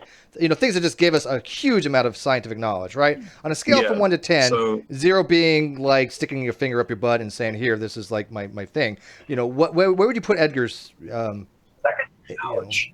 I would happily reside within Euthyphro's dilemma for the rest of my life than accept Edgar's propositions and overturning all of that science. Yeah, Okay, Edgar. it's just bad. Okay, no, look, Edgar, I do want to know I don't understand it. That's the problem. How it's related to the conversation that I was having with Ned, because we were having like a philosophical morals, and you said, "Richard, I want to come to your defense." And Edgar, I don't understand how your theory is coming to my defense. Can you unpack that for me? How it relates to this? Did Edgar literally just say he can actually improve upon Maxwell's equations? No, not right now. No, I didn't say that. I didn't say that. What I said in the quantum mechanics. Or Turner. Do you think this is Edgar's fault? Well, hang on, Edgar. Answer Richard's question. How were you able to help him? What's his question? Can you? You had said. What is? Yeah, Richard, ask your question again because that's a good question. I was having a debate with Ned about this philosophical topic, morals and God and everything. And you interjected and you said, "Richard, I can help you out." And Steve cut you off. So I want to give you the opportunity right now to maybe you can tell us how your commentary or your theory is relevant to the philosophical conversation that we were having. Like, how does it relate? Oh yeah, because when you asked about Richard about God and being good, okay, because we are using the word good in the Bible, in reality also, intelligent design also use the word good, because the word good in the Bible and the word good of intelligent design are the same. It is always applies to our existence. So whenever there is an existence, it is always being good. So non-existent or dead is bad. So that's what I'm trying to say. All right, So did that help you? Once a person choose good, he choose life, he choose existence. But when a person choose bad, he choose death. He choose non-existence. I will tell you, I did a bad thing by welcoming this conversation. You did. I apologize. You to did, everybody. Tony, and I will forever ever hold this against you. I apologize to everybody. Wow, especially Negation of P. He had to leave. Yeah, he was. He sorry, actually stuck around quite some time. But we've been down this road before, obviously. But at least you were exposed to it. Aristotle and Aquinas an apology. If they could roll over in their grave, they would be doing so, I'm sure. But anyways, you get the idea. This is why when he interjected, there's no reason to have him interject, because he was not going to add anything of value to the conversation. Clearly. Yeah. So, gotcha. If we can, wow. Take it back to the topic related yes, to please. Internet equivalent of toilet water. I'm really curious James's view. Actually, I want James to kind of present his argument how morality can be derived from this, the sciences like neurology or like from like neuroscience. Ooh, gosh. Well, I'm not claiming that you can derive it from it, but you can understand how our brains proceed. And we've got at least 2 or 3 different brain systems that are involved in making moral reasoning. None of them are dedicated to the task. They're co-opted from other systems. And so I was throwing out the question, decide that something is good or bad or good or evil. So everybody seems to talk as though we can kind of be sure that something is good or bad or evil. But the question is, a brain has to decide that that is so, and it has a lot of input, and it has a lot of prejudices and weights that it gives to things based on all of our neurobiology. That was my point. Okay, so James, just to your question there, we have demonstrable evidence that people's brains function in different ways, where a psychopath or somebody who is a psychopath, sociopath, whatever, that their brain. Oh, yeah, amygdala malfunctions. Yeah. Okay, so we label those as simply just as malfunctions, and do we put them as malfunctions because they are they happen less often, or because that there's actually some type of reason? I'm trying to get to the reason behind why you can associate today good and bad can be derived from different brain states, but yet we have brain states where people can evaluate things as good and bad incorrectly. And I think what I'm saying is that aren't you just kind of applying your own kind of standard there to saying that if it doesn't match whatever the brain states you say are good or bad, that therefore they must be incorrect? That's what it sounds like to me. Our brains make up such decisions. We have a cultural history of things about what we consider good and bad, and we have brain systems that derive us in that. Now, some things aren't necessarily thought of as bad. It would be fascinating to take somebody who was burning somebody at the stake for heresy and put them into an MRI to find out whether they were using the same brain systems that we would be using to decide whether or not we should buy potato chips. But we don't know that. We can. It would be fascinating to do, to investigate what's going on in the brains of people who do things in actual settings. We do know that, however, that can be tricked or modified into how we decide whether something is good or bad. The famous trolley car problem is a classic example, where depending on how the question is framed, you can have the same person come up with a completely different moral position on whether or not they would be pushing somebody under the train or not, depending on how you frame it and depending on which brain system kicks in. So doesn't this undermine our notion and evil is somehow purely an external thing that we decide because some sky being told us or not, or for that matter, even some philosopher would tell us that? Well, not really, because let's put it this way, is that the recognition of something in a brain state is not the same thing as what it is relating to, obviously. Like the brain state that recognizes that a car is red, or that fire is hot, or that, marshmallows taste good. The marshmallow, the fire, the car don't exist in the brain. The brain state is just a reflection of something that might be external to the mind. Would you agree with that?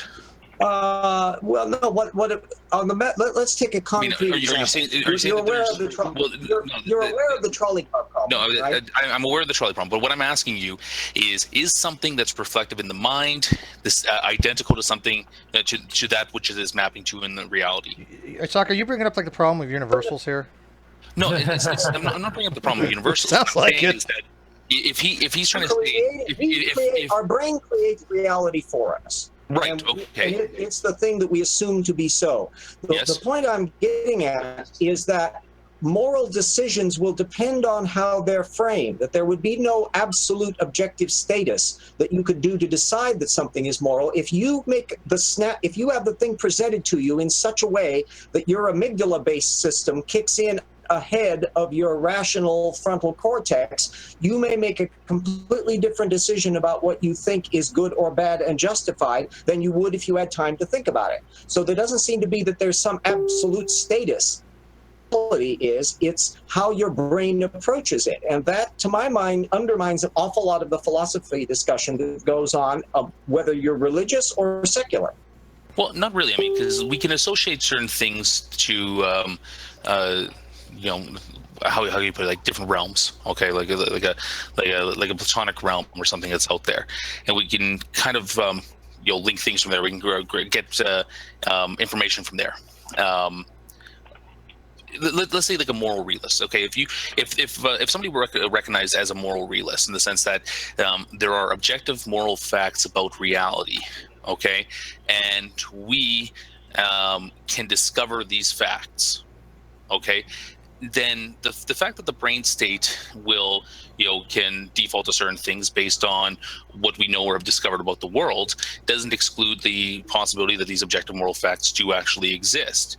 That because the brain draws from them, gets experience from them, doesn't all of a sudden, just because there's a certain action within the brain doesn't invalidate the idea that there might be objective moral facts that can be discovered externally. You're again making the false assumption. There is no single brain state involved. It depends on when you receive it and under what circumstance. Right. If you treat it as an emotional problem, emotional systems are going to come in and color your decision in a way that they wouldn't otherwise.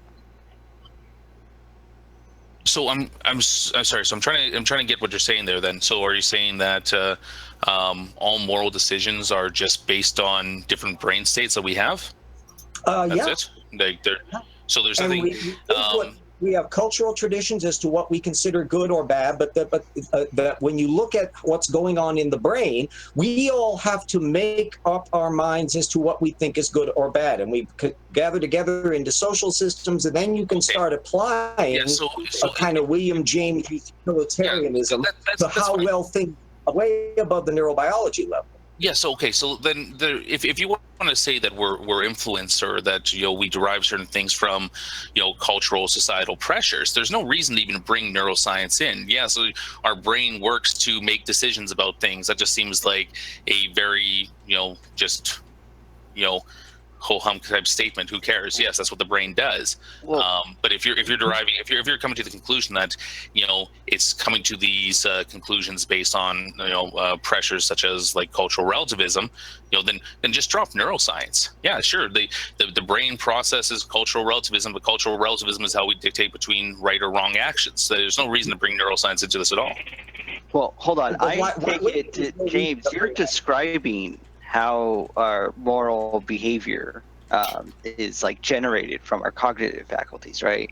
That's what you're describing, right? But you're not justifying any particular moral system, are you? Oh, no. In fact, exactly the opposite. The is-ought problem is absolutely intractable. It's an undecidable proposition. All normative things, I'm very much a William Jamesian here, all normative and ethical things are assumption-driven. You have to assume them to be true and then act on them. They are matters of belief, not knowledge. That doesn't mean that they're not theoretically true. You could still have the notion that in some meta sense there are absolute objectives that are true or false about whether or not you should bury axes in little kids' heads or not. But your decision based on that can never be a knowledge in the same way that you can decide the earth revolves around the sun. It has to be a normative-based system. That's my position that I take. It seems to me like you are describing, like, look, the facts that we want to say make something right or wrong, like the axe, the very graphic axe example you just gave. Why can't we They just don't use exist in the why can't we just use world a stealing candy bar? in the same way that other facts exist in the world. That's what I took. I proceed on. Here's the logic I do. Let's assume absolutely nothing is wrong. Period. Okay. Everything is purely situational, moral, whatever, a moral relativism. Then, in principle, there would be nothing wrong in taking an axe and burying it in a child's head for no reason whatsoever. Now, you might logically worry that there would be laws that would prevent you from doing that, and you would get the neighbors angry, and you would have all sorts of consequences, but there would still be nothing intrinsically wrong in it. Out of an assumption, no, I don't believe that to be true as a belief. Therefore, there must be some things that are, in fact, intrinsically wrong. Can I prove it? No, I have to assume it to be such. So wait, are you a moral realist now? I'm a moral absolutist. I'm one of those that would argue, for example, that slavery is intrinsically wrong in all universes, in all beings, every possible circumstance, and no God or entity or being in the universe can ever make it wrong. I'm like Abraham Lincoln. If that isn't wrong, nothing is wrong. I guess I'm curious then to whether I want to go down the route of how you justify moral realism, or what the hell did bringing any type of neuroscience into this was relevant in the first place. Right. Is it just the freedom issue? Is it more of an emotional thing?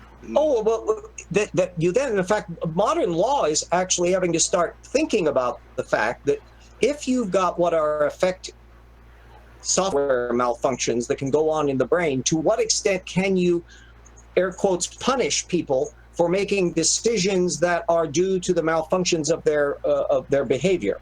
And there are way too many weird things that can happen in the brain, from chemical malfunctions and strokes and others, that mean that even though you seem to be behaving in a perfectly rational way, you're no longer quite the you that you thought you were, and should the law not reflect that? All of that's independent of whether or not there's absolute truth or not. No, that's how you deal with how a social system interacts with people at the social norm level. Yeah, but how do you? Yeah, social systems aren't morality necessarily. How do you justify the moral fact that you just claimed, that slavery is wrong? Yeah. Oh, as I said, you have to assume it. Though you can never prove it. You can never derive. You certainly can't derive it from the Bible, because the Bible never condemns slavery. Yeah, I'm asking you how you derive it, though. Oh, I just said you have to assume it to be true. I do moral reasoning, and therefore I build an argument which I contend to be true and build my behavior based on. It's assumption driven. All normatives are assumption. That doesn't prove it's true, though. All it does is just show that you have a very good reason. Thaddeus, hold on. What is the argument, though? You can only assume them to be true and act on them, or assume them to be false and act on them. They're intrinsically undecidable propositions. Some physical phenomena are undecidable propositions. The qualia problem is intrinsically unresolvable scientifically. That's a physical thing, independent of morality in that. So some things are undecidable. Yeah, but you said you had an argument showing that it's a moral fact that slavery is wrong. What is that? No matter what universe. Oh, no. Please don't attribute to me an article I don't say. I said I'm a moral absolutist. Yes. And it is entirely assumption driven. I do not claim that I can, air quotes, prove with Aristotelian logic. No, you cannot prove normatives at all. You can only assume them to be true or false and act upon them. I don't get how it's an absolute thing then. Well, here, just perform a thought experiment. Imagine all statements that will be either true or not true. And I would contend that set will be true independent of your opinion of them, or false independent of your opinion of them.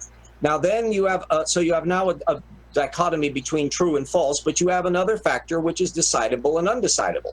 And all of the true and false things that you can decide, science can work on that. All the true and false things that you can't decide that are normative, that's a philosophical problem. That was basically the thing that was laid out by William James in The Will to Believe, 92 or whenever. I don't understand I mean, if you say there's a normative framework which includes slavery being wrong, that is, if you go, hey, let's have slavery, then you would be out of accord with that normative framework. But if you're saying that, I don't, what's up with that framework? Could you elaborate on that framework? Well, I mean, if there are obviously people who have believed that slavery was okay. They often followed it from the presumptions that their God told them that it was okay, and therefore it's okay with them. That was the case you had with the biblical slavery. They're out of accord with this framework that says that. With what framework? What? Well, with the one that says that it is wrong, that it's immoral to, I guess, promote slavery. My position that slavery is intrinsically wrong is out of accord with the position that slavery is intrinsically wrong. How? No, I'm saying they are out of accord because they did promote slavery. Yeah, I would say that. Yeah, and so I can be a smug bastard and say that they are immoral. Can I prove? No, I can contend they are, and other people may look at that and decide that was one of the problems that you had in the abolition era.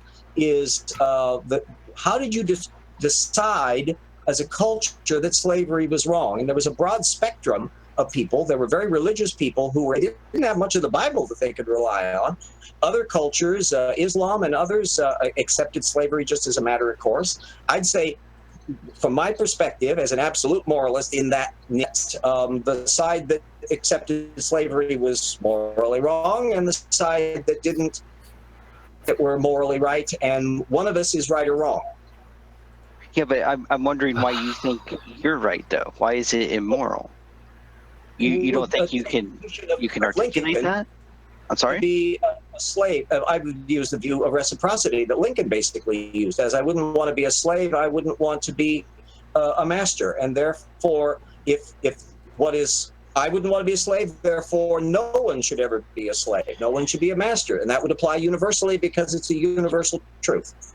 Okay. No, I mean, whether or not those people existed, though, if it's a moral truth, if it's a moral fact, whether or not those people existed, it would be wrong to have slavery. But you're saying that it's dependent upon those people. Well, that's not. Anybody who advocated slavery was intrinsically morally wrong, my view, and it will be either intrinsically morally wrong or not, independent of my opinion of it. I think I've got the right view on it, but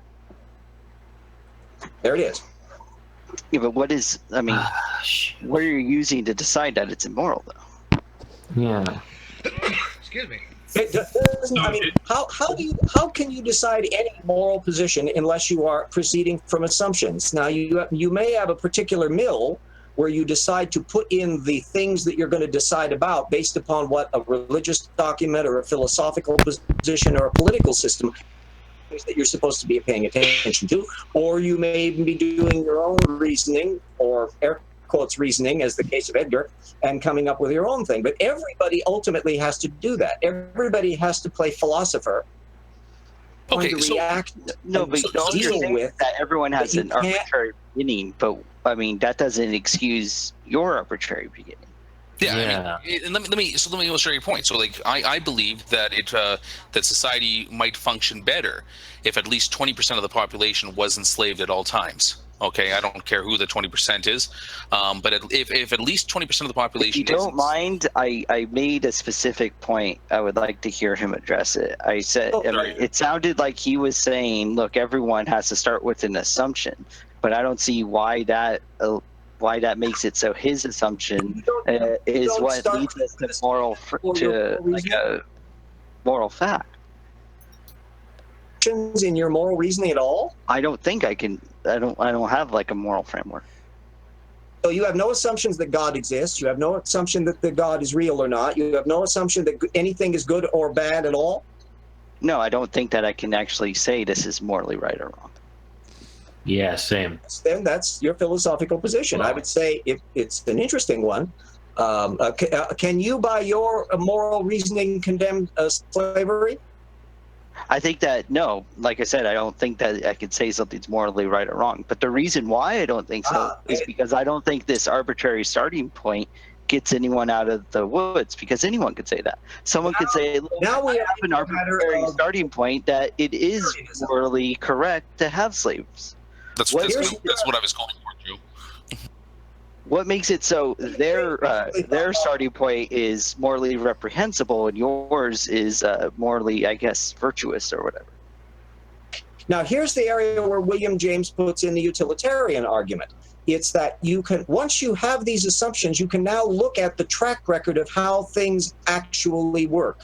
So we don't have to imagine a society in which there have been slaves. We can see them historically. And now you can say, do you think that's a better or a worse system? Again, we're into normatives, but still you can now do moral reasoning about it. I would contend that slaveholding systems have been largely inefficient, although even if they were fabulously efficient, they would still not be right. Okay, but from a utilitarianism viewpoint, I can again put out the 20% should be a slave, and we can have a perfectly fine functioning society. No, this is the issue, though. No, this is the problem, though. You've already assumed that the moral framework works in order to judge whether or not it's consistent later on. But the issue is, it's like, look, either it's a historical artifact. What if in 1 billion years slavery actually works out?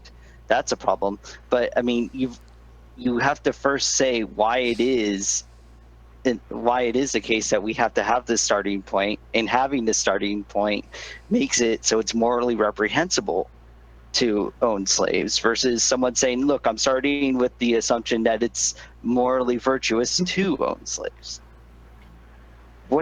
I mean, they could say, look, we can, over 1 billion years, it actually does work out that we own slaves. Would you want to be a slave? Would you want to be a slave?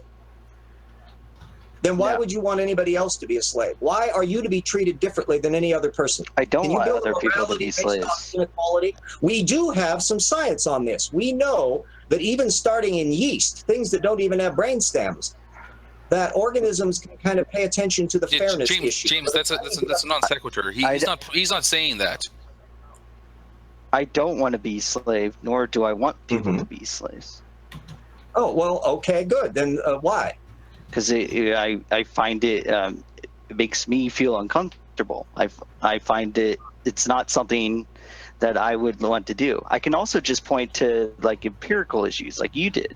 Whereas it seems like a lot of times we can have other rational, like normative frameworks cohere with the moral frameworks that a lot of people want to uphold. I could just appeal to those. It seems like it's inconsistent. It seems like it's inconsistent with living in like a social group to start enslaving half of the social group. But I don't think I'm appealing to anything. Have you read William James's Will to Believe? I'm sorry? Have you read William James's Will to Believe? No. Yeah, for me, it was a very impressive work because he was basically criticizing Clifford on the don't believe anything without evidence bit. And I realized that was tripping over that issue of decidable versus undecidable propositions. And that's why these moral debates are always intrinsically going to be unresolvable, because they're dealing with undecidable propositions, not trivial and not necessarily not true or false, but they're unresolvable, and they're therefore the realm of philosophy, not of science. Yeah, James, you're right that morality is a very hard topic. I think James is correct, and also Joe is correct. Don't come in my side, Edgar. See, I think personally, everybody should own a Joe. Yeah. Honestly, if we all had a Joe Sonstein as a slave, I think we'd have a very different perspective on this. Yeah, have a hate slave. Just like No, you wouldn't. You would be a little love slave. You know it. Yeah, no society can avoid corroding itself with slavery, just as I don't think any culture can be a colonial power without corroding itself culturally. Look, you pointed to empirical facts that seem to justify a position that would go against having slavery. You've given reasons. You pointed to historical trends, all that. That's fine. I don't think that you're pointing to anything moral when you're doing that. So I'm fine with using that. When you're saying that it's morally reprehensible, that's where I disagree. I don't think that you are justified in saying that. Is it reprehensible? I'm sorry? Is anything morally reprehensible? No, I think that saying that is morally right or wrong, I'm not justified to say that. You're kind of a moralistic nihilist, aren't you, though, Joe? Right? Nothing morally reprehensible to you. I'm sorry? There is Nothing's nothing that is intrinsically morally reprehensible. reprehensible to me. No, I don't think that I'm justified in saying that. I have feelings that I think would probably lead other people to saying those things are morally reprehensible, but I don't think that I'm justified in going to that conclusion like others are. Let me ask you, Joe. Others feel the post-it on. Okay. Let me ask you, because he had mentioned Clifford's principle, which I don't adhere to because I'm a non-evidentialist. But would you say that you are justified for having moral opinions if it's prudential to do so? Just like it would be for a person to believe something without justification, without evidential reasoning, or even evidence that goes against the actual facts, but they are prudentially validated and justified to hold those beliefs for whatever reasons, like survival. Would you say that would actually apply as well here as far as morality? If I say, look, I can justify a moral being reprehensible because of prudential reasons, is that okay from a non-evidence point of view? This is the issue. I'm not like either you're asking me if I feel justified in using moral language for pragmatic reasons, which I personally don't, but there are arguments for that. I can talk about them later. The second one is I feel that I am justified in appealing in adopting, I guess, an instrumentalist view. Like it seems to me like you would say slavery is morally reprehensible, whereas I would prefer to rely on other ways to show that slavery would go against living in the type of society we live in, that kind of thing. So you want to avoid the moral realism at all costs, don't you? Though? I don't think that pragmatism is what leads someone to justify a moral system. But you want to avoid that moral realism at all costs, right? I'm an instrumentalist when it comes to like scientific theories. I get that. I'm not a scientific realist, but it's not that I want to avoid them, is that I don't feel that any of them have overcome. It's not that I want to be a moral realist. Trust me, everyone. I wish moral realism worked out. Right. By the way, I'm not judging you, Joe. I don't know one way or another. I'm on the fence of that one. I have not decided which way I sway on that one. So. Whoa, wait! Steve's on the fence about something. I know. Go figure, right? Oh no! don't start there, Soccer. The reason why James was criticizing Clifford is he pointed out something which I thought was a legitimate one, where Clifford said, never believe anything without empirical evidence. He was often discussing religious miracles. He was kind of wink, wink, nudge, nudging in ways that all the Christians at the time knew exactly what he was referring to. But James very astutely pointed out, what if there are some things that are true for which you cannot find sufficient evidence? Are you not supposed to believe them because you can't get to the threshold level? And that, to my mind, was a very telling little doorway that opens up how there are some things that you've got to step beyond the comfort zone, inevitably, when you're dealing with normative issues. I think you're perfectly fine to be justified to have, from a non-evidentialist position, certain beliefs regardless of the facts, under certain conditions. Obviously, prudentialism is one of the ones I go to the most, but there are other things as well. But they're very rare and far and few between. Military people have to deal with this all the time when they get conflicting orders. Right? I mean, are they justified contrary to what the belief, what they know or what they think they know, the belief is? But are they justified to do something on their own accord based on limited amount of information? They don't have the evidence in front of them. One concrete example out there that I find very troubling morally. In fact, you can find two of them in the Second World War. One that I think has an easier solution than the other. The first is the bombing of Coventry, when Churchill, in order to safeguard the fact that they had broken the German codes, had to effectively let a German attack come through that they knew about, and they bombed Coventry to smithereens. The other one was the issue of the firebombing of Dresden, where an argument can be made that this was crossing the line in terms of strategic circumstances. So throw those out as moral reasoning things and how we would attack them. I would be on the side of agreeing with Churchill's horrible choice that he had to make and saying that the Dresden bombing was a mistake and bad. People will get to say a thing about Hiroshima and Nagasaki, too. Mm-hmm. By the way, poor Tony, he's like, what the hell did I get myself into? Jesus Christ, people. Right? Oh, no. I got so many more videos to watch from Tony, too. I just haven't had time. But by the way, Tony, before I forget, there's two I am going to review. You may not, but I'm going to review your second law of thermodynamics one, and I'm going to review your polonium halos, because I got a special little thing for polonium halos. Because I got a 2-hour PowerPoint presentation that I did a long time ago explaining why polonium halos are crap. So I'm going to check yours out and kind of do a compare contrast, okay? Because my background was actually in nuclear operations, so I just know a little bit about the field. Yeah, that'd be great. You also know that I hope it comes across that my videos are I'm trying. The goal is to make them understandable to even the most moronic person. Yeah. No, I'm not going to beat you up over them. I just wanted to see how you presented it. That's all. Mine was a little more technical. I went into actually the physics behind the polonium halos. So, yeah, I didn't go through the physics because it would put me to sleep, and I can't imagine what it would do to the audience. So I just go ahead and because it's morally wrong to do so. I just the point. Got an awful lot in there on the radon as part of the decay chain. Yeah. Yeah, our radon 222. Was it somebody pointed out that I missed one particular element in that decay chain?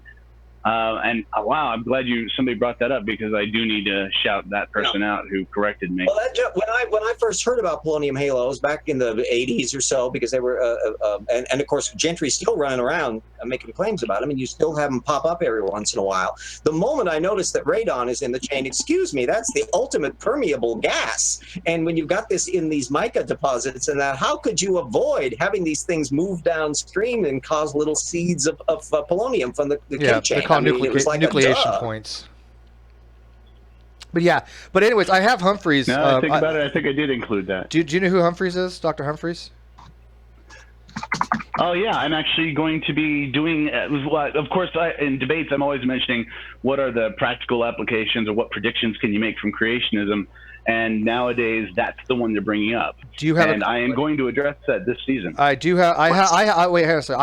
I have a channel to Humphreys and a bunch of the other ones, Snellings and all of them. Humphreys said he's more than willing to answer questions about halos and rates. He's just out of town. He'll be back sometime this month. If you have any specific things you want to ask him directly for your video, I will get it to him, and he said he will answer. Because I can't get him on. He's a little bit of cowardice, I think, because he thinks that people use their fake names. He doesn't like that. But I will be getting Bergman on, Jerry Bergman. He's agreed to. Yeah, I definitely want to watch that puppy because Bergman is one of those fascinating. He's one of the most vitriolic ideologues in the creationism movement, and he's a little all over the place. Huge amount of. But anyway, so like I said, if you're going to do something on that, let me know. I can ask these guys questions. We're still bantering back and forth with Tompkins on like human chromosome number 2. Okay. That one, I keep takedown ID. By the way, don't listen to all these people. I know the real arguments against it. Joe thinks he lives in the Matrix. So just let you, yeah. It amazes me, Edgar strings together nouns, verbs, and direct objects, but manages not to actually produce a coherent sentence. It's amazing, isn't it? He's our own little Deepak Chopra. It's so cute. So, yeah, it's Chopra-esque. Yeah, imagine putting Chopra through a blender. Well, if we get confused, we can always get Trim Pearson in here. He'll come translate. He thinks Edgar has really wonderful stuff. Although he just tried to have 3 hangouts, none of them succeeded, and he kept deleting them again. By the way, does poor Tony know True Empiricism? If not, you're in for another treat. Tony, do you know? The heck out of this hangout. You can't hear me? Yeah, now I can. Hello? Yes. I can hear you. Okay. All right. Well, I was saying I've enjoyed listening to the debate here because believe it or not, there's some assumptions I make I haven't even thought about. I'm just more concentrated on empirical evidence. So I really like the moral arguments. I touched on it myself in one episode, but not nearly to the extent that the gentlemen here tonight have. I was very impressed with it. If you hear them as much as I do, you might get bored of them. Yeah, just don't do it.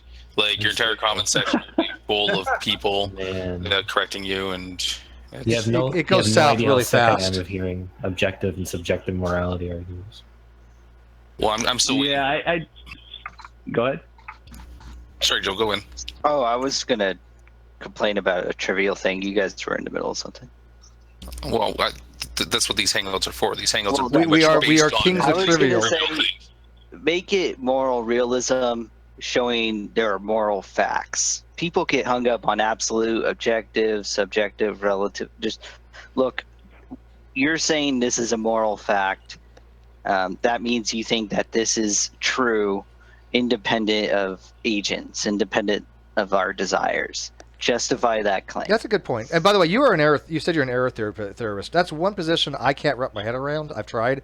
So if one day you're going to have to sit me down. Moral relativist. He likes error theory. I try to wrap my head around it. It just doesn't compute. So it's like atheism. It's like, look, people say that this is a moral fact. I don't think that the property exists in the world to make that proposition saying this is a moral fact. I don't think that's true. But is it a non-cognitive So, like, when people say God exists, I don't think the facts exist out there to make that claim that God exists true. So, what if there's a universal desire for something? So here's a way of explaining it in an argumentative form, Steve. The first premise would be moral statements express beliefs about objective moral values. Yeah. Second premise would be there are no objective moral values. And from that, the conclusion would be all moral propositions are erroneous. I thought it was all. Yeah, I was going to say, wouldn't that mean all false? All moral propositions are false. That's the takeaway. Well, erroneous because they wouldn't. Technically, not all of them would be false because you could express things in a negative form. I could say the only moral propositions that would be true under error theory would be something like rape is not moral. Rape is not But immoral. that's kind of a moral. trivial thing. That's a trivial thing, is it not? Though. But you're literally saying that all propositions are false in those cases. That's the problem I have with error. No. It's saying you're saying this is a moral fact. I don't think that that there's no property that exists external of agents or minds that would make that moral fact ever true statement. Yeah. Just moral statements. Though. Yeah, no, it's not like so much I don't get. It's more that I can't get myself to a position where I go, okay, you know what, that makes sense to me. It's not like I don't understand what they are. It's just that I can't wrap my head around it to go, okay, how do I formulate my own personal viewpoint on this? I like to label myself. I'm a labeler, but there's certain things that when it comes to morality, especially when it comes to like error theory and stuff like that, I just go, yeah, you know what, I don't know where I stand. Avoid the labels then. Say, I mean. Even conceptually, I don't know. You don't have to say, look, you could just say, look, I don't find the moral framework you put forward, like, it sucks. Yeah. You can point out other people's moral framework. I mean, the thing is, look, it's like I say I'm an atheist. Someone says God exists. I think that that proposition is false because the stuff that is needed to make that proposition correct, I don't think it exists out there. I haven't heard arguments to show that it does, right? I mean, we could go through that, all theists. Don't worry. But I'm making a point this is the classic analogy to show how moral error theory works. Someone says that slavery is wrong. I don't think that I can show that that is true or false because I just don't think that the stuff that's needed to show that that is true exists in the world. Does that eliminate any subjective belief that you may have? Because I mean, obviously, you don't go around say to people, "Hey, look, rape is good," or I don't care if people rape or not. I have no say in it one or other. You have your own subjective things on it, right? I think rape is bad. I think slavery is bad. These things are not good things. Now, I don't know if I can be able to put a true or false to a proposition because I don't know if you even can in these cases. But I have my own instincts. Makes me feel. I don't like the way that stuff makes me feel. Well, there's a lot of things I don't like the way it makes me feel. I find it morally repugnant, and I don't want to engage in those activities. Why can't and I you also think that we can have other. There's other ways you can justify barring others from engaging in those activities. Like I remember I don't think that they're moral. I heard this explained once there, Joe, and it's like even the statement, the proposition, rape is wrong. If you were to, or rape is bad, you're not actually really saying that. You're not actually saying that something is bad. It's more like the way I heard it associated with is like somebody screaming rape with kind of a disapproving scowl on their face, and that's about it. Like that's your feeling towards it. whenever you make an utterance like rape is wrong, that's really kind of what you're doing. And it's not really you're mapping it to anything that's you actually would say was right or wrong or anything like that. Well, I mean, I'm not saying rape is right. No, I wouldn't. Or I'm wrong. not saying that you are, but I mean, I could never say rape is right. So I can't. I mean, am I not supposed to say rape is wrong? Even though because I can't say rape is right because it's not. Sorry, I'm reading the side chat That's because okay. I think people heard me wrong. That's I don't want them to think No, that no, I said no. rape is wrong. Yeah. Okay. Don't misunderstand Joe Can you here. repeat your question, please?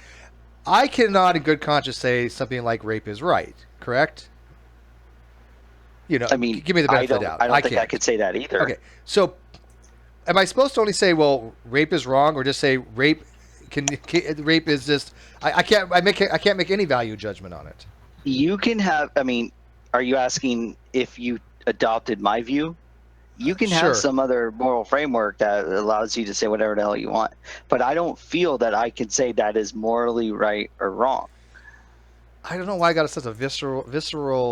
It sucks. No, I agree. It sucks. I want to be able to say that.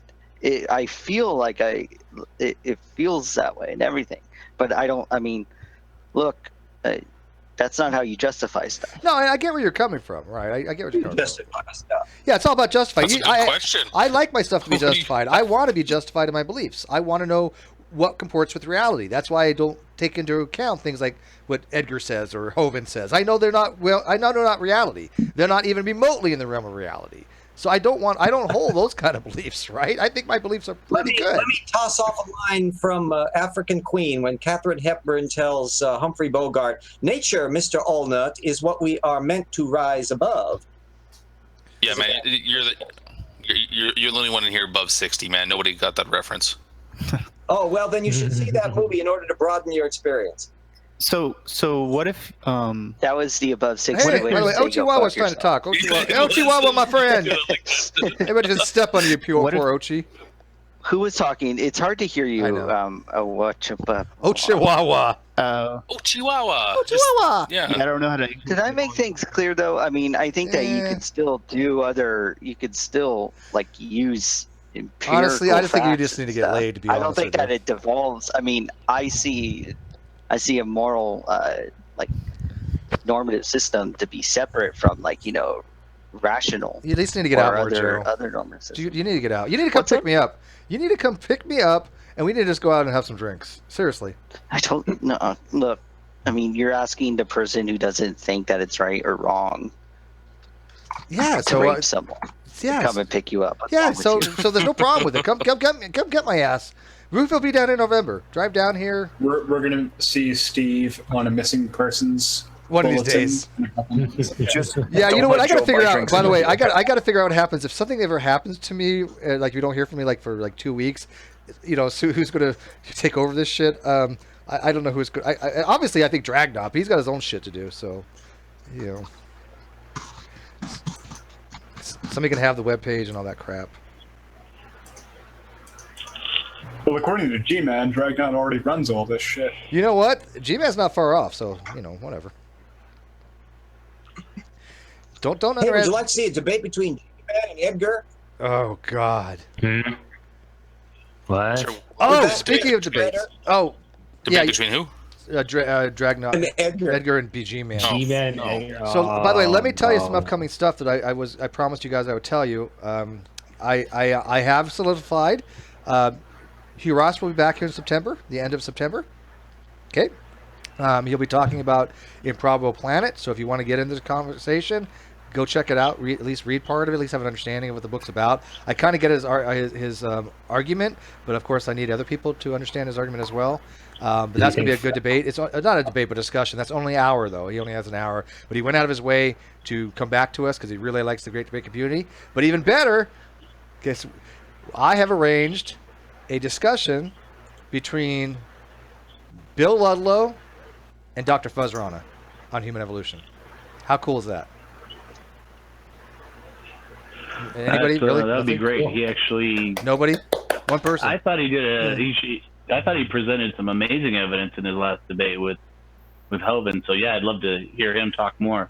If anybody subscribed to him on, or not subscribed, but anybody friends him on Facebook, Yeah, I talk to Bill just about every day. But you guys You talked to Hovind? I haven't talked to Kent Hovind personally. He has written to me, said he'd be willing to debate me, and I'd love to debate him when when we can plan it. I'd love to know what the subject would be. It's evolution. It will be evolution. Evolution. Regardless of whatever the fuck you can debate him over the what's better, Vanilla or or chocolate. late '60s Fords or Mopar products, and it will come back to fucking evolution. All right. So yeah, it doesn't matter. It doesn't even matter, man. Today's conversation was not supposed to be about evolution. Still end up being about evolution. Do you know who Fuzz Rana is? Well, Tony. I did propose one topic. Can you hear me? Yeah. Okay. I did propose a topic to him once that that we debate the idea that all creationist arguments depend on either misrepresenting. All of them, they all require misrepresenting, and I'll let him present any argument. I agree with that. I totally agree with you 1,000% on that, by the way. But do you know who Fuzz is? Because I put in Fuzz is a slight variation, not representing, but data parsing. That they rely on an extremely trim data set. They're chunking about 90% of the data. That's their Achilles heel. But anyways, Fuzz is a good friend of ours. Fuzz is from the Reasons to Believe. He's a theist, but I really like Fuzz. I think it's some stuff wrong, but he's a PhD in biochemistry. But he had put a shout out to me on his Facebook on a video, and I was like, I don't think this is I don't like these answers. But anyways, the next one he had, it was even worse, and I was like, you know what?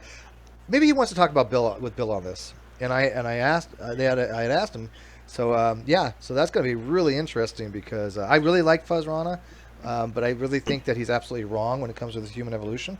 I think that Bill's going to do an amazing job on it. But if you want to have a debate with Kent, he is. I don't know how long he's going to be doing these. Obviously, King Crocoduck has his debate on the 11th. I know Dr. Herman Mays wants to have a debate with him that I'm arranging. I just don't know how long he wants to do these because he's trying to get views, obviously, but he's also finding people don't want to go to his channel for him. Thank God that General Han Solo stood his... Rana's a fun one. He's literally only one of 2 people on the planet among the anti-evolutionists who actually tried to discuss specific examples in relation to punctuated equilibrium, and he got all his facts wrong. I see a lot of errors I think he makes. Fuzz? Fuzz, yeah. I don't like the way that guy banks off of our the fact that hominin evolution is like a very, very active current science right now. The fact that we don't have everything classified, he uses that to justify misconceptions in human evolution. It's such BS. And Joe, if you want to be if you want to be in that discussion, I'm more than happy. That would be awesome. It's not going to be just Bill and him, but obviously I'm going to try to get other people to join. But the only thing that Fuzz has asked is he has asked strong questions. I don't know what that quite means, but I have to get some strong questions. So maybe Joel, because your background's in anthropology, I'll get with you, and then we'll get some other people, maybe come up with some really good questions to ask both of them. Because Fuzz, you may agree with him or disagree with him, but he doesn't run from a fight. Yeah, he doesn't. He has Steve protect him from it. Oh, listen to that! Shots fired across the. Okay, so there is I love one you, Joe. I love you. Let's go drink. Come on. Two come pick that me up. I should talk before I detox. The second one, Steve, I'm always right. Yeah, come pick me up, man. Hey, Steve, why did you include me in the debate? I have a new model. I call it biological interrelation. Did he just say he has your model? Why is it no, he has a new model. He has a new model. Yeah, I call it biological Edgar, I tell you what. You interrelation. find one PhD in biology that's willing to read your stuff and certify it as potentially legit, and I will take that and I will include you in something with one of these actual scientists. But If you you're have to do that on setting the your bar own. that high, you may as well tell him to publish it in a peer-reviewed journal. Maybe he should. It was sent to peer review. By the way, the reviewer didn't understand my manuscript because I'm using the basis of intelligence. Yeah, it's true. But just so you guys know, I just read a publication, a published article. It's in a journal that's the first edition, first volume, and it's on bioreactors, and it's from our very dear friend Pew Review. Yes, he is now published. So who? But my topic peer is review. different. It will change. It will change the biological evolution. I'm sorry. I mean, Isn't peer review like fucking like 16 years He's 19 and he's already published, and I've read it, and it's legit. And he has a method section too, materials and method section. He is published in a journal. So what's And it's what's good, Mr. too. ID's problem if he can't fucking do it? Yeah, and it's good too. So if a 19-year-old can do it, and I'm not going to share it until he's ready to share, but I asked if I can tell you about it. He said fine. But yeah, I mean, Mr. ID, if he's 19 years old and he got something published, and it's really good. I don't quite understand it, but it's on bioreactors to use cations and ions in a what is it called? God, I can't remember the name of the reactor. Prokaryote? No, it's a type of reactor design. Not nuclear, but it's basically it makes carbon, and this carbon is stuff that you can use on for feedstock and nutrients for soils and stuff like that. yeah, because I think our science or our community are looking for a new model. Because when you have debated between Steve and true empirism, you were dismayed about true empirism because he has no model. You have a model. The model is biological evolution. If God exists, would we expect to see everything made out of turds? Are you asking me? Yeah, I think so.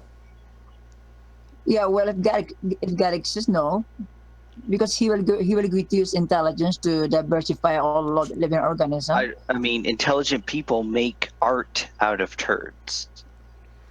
Yeah, they do. Of course, I understand that, but we can categorize those acts that are made by intelligent people and those acts that are art that are made by natural process. For example, when Dawkins had wrote the mountain climbing Mount Improbable, he had used the picture of a person. How do you differentiate between a turd that was made by God with intelligence and a turd that was made by Steve's dog?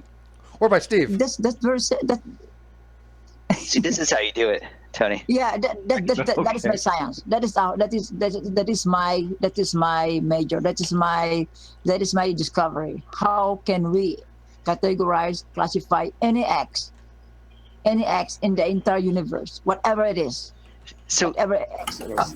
How long is his book? Does he go through this in his book? I should read his book now that I've kind of taken the piss out of you. Mr. Intelligence's book? We had one person read his book that was Red Eye. He's never been the same since. Time out. I think he should be able to plug his book. No, Red Eye never understand intelligence, so he didn't, because as I've told, Edgar, you ruined him. Mr. Intelligence, he shakes in the middle of the night. He calls me up crying every so often. You ruined him. When he read your books or 6 books. Yeah, reading a book and understanding a book are two different things, especially in science. You can, Edgar, it's kind of like the dark hole. Anything you want. It just fried his brain. Edgar, where can you buy your book? In Amazon. Amazon, what's the name of your book?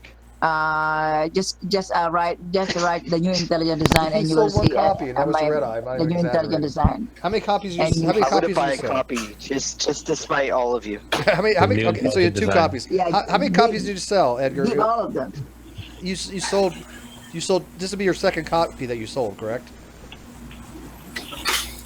No. Actually, the reason why I wrote my science book, you because didn't answer the question. I was not accept. This is the 2nd one. How many have you sold? I think I sold. I don't know, maybe 69. maybe 20, something like that. I think you're being awfully generous. You're about to sell 21. Joe's going to buy. Joe's going to buy several dozen and give them to everybody for Christmas. No, and then he's going to say, "Psych, I'm atheist." You know. Mr. What's his name? I didn't pay attention. What's the name of his book? The new intelligent design. Turning the scientific world upside down. Maybe Tony might make a video of it. I don't know. No, don't do that. I every once in a while I'll do a video and someone will say, "I've never heard this. You're getting really obscure here." So I actually found the book. I'm looking at it right now. I'm debating whether I'll buy it, but I just might. This is when you need to start drinking. But actually, until this season, I thought I would never even cover flat Earth. But I've seen enough arguments that are serious in favor of it.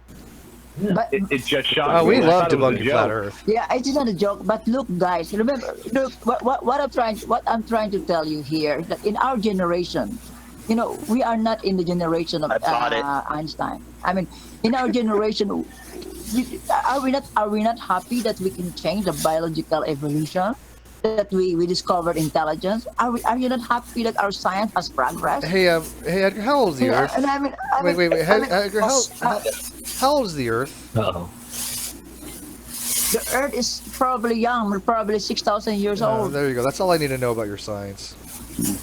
Because the speed of light, how we calculate the speed of light are probably wrong.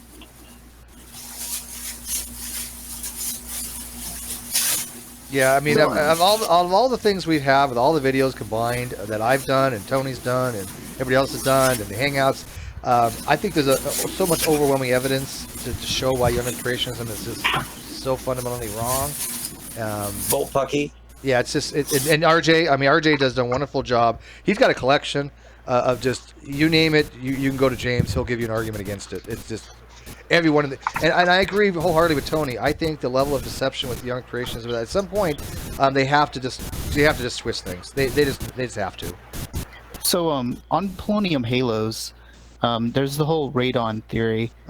But Gentry also claims that he did some kind of etching test on the cracks. I'm just curious if you guys have a rebuttal to that. Some of the tests that he did, he wasn't able to get the discoloration that we normally find in the biotite. So obviously the amount of there's a couple of different things that go into making these halos. Obviously penetration power, energy level, like mega electron volt energy level, and how much exposure it has. He was never able to actually emulate the exact same polonium halo color discoloration, and that was a huge problem in some of his findings.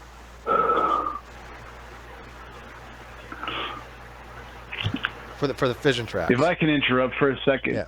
If I can interrupt this for just a second, I want to point out one of the reviews I read about Edgar's book. It literally says, although the author tortures the English language, he unfortunately does not force it to reveal anything. I'm looking around on that as well. Yeah, these are. I've read the reviews. They're pretty bad. Yes. I have a feeling it's going to be the literary equivalent of watching The Room.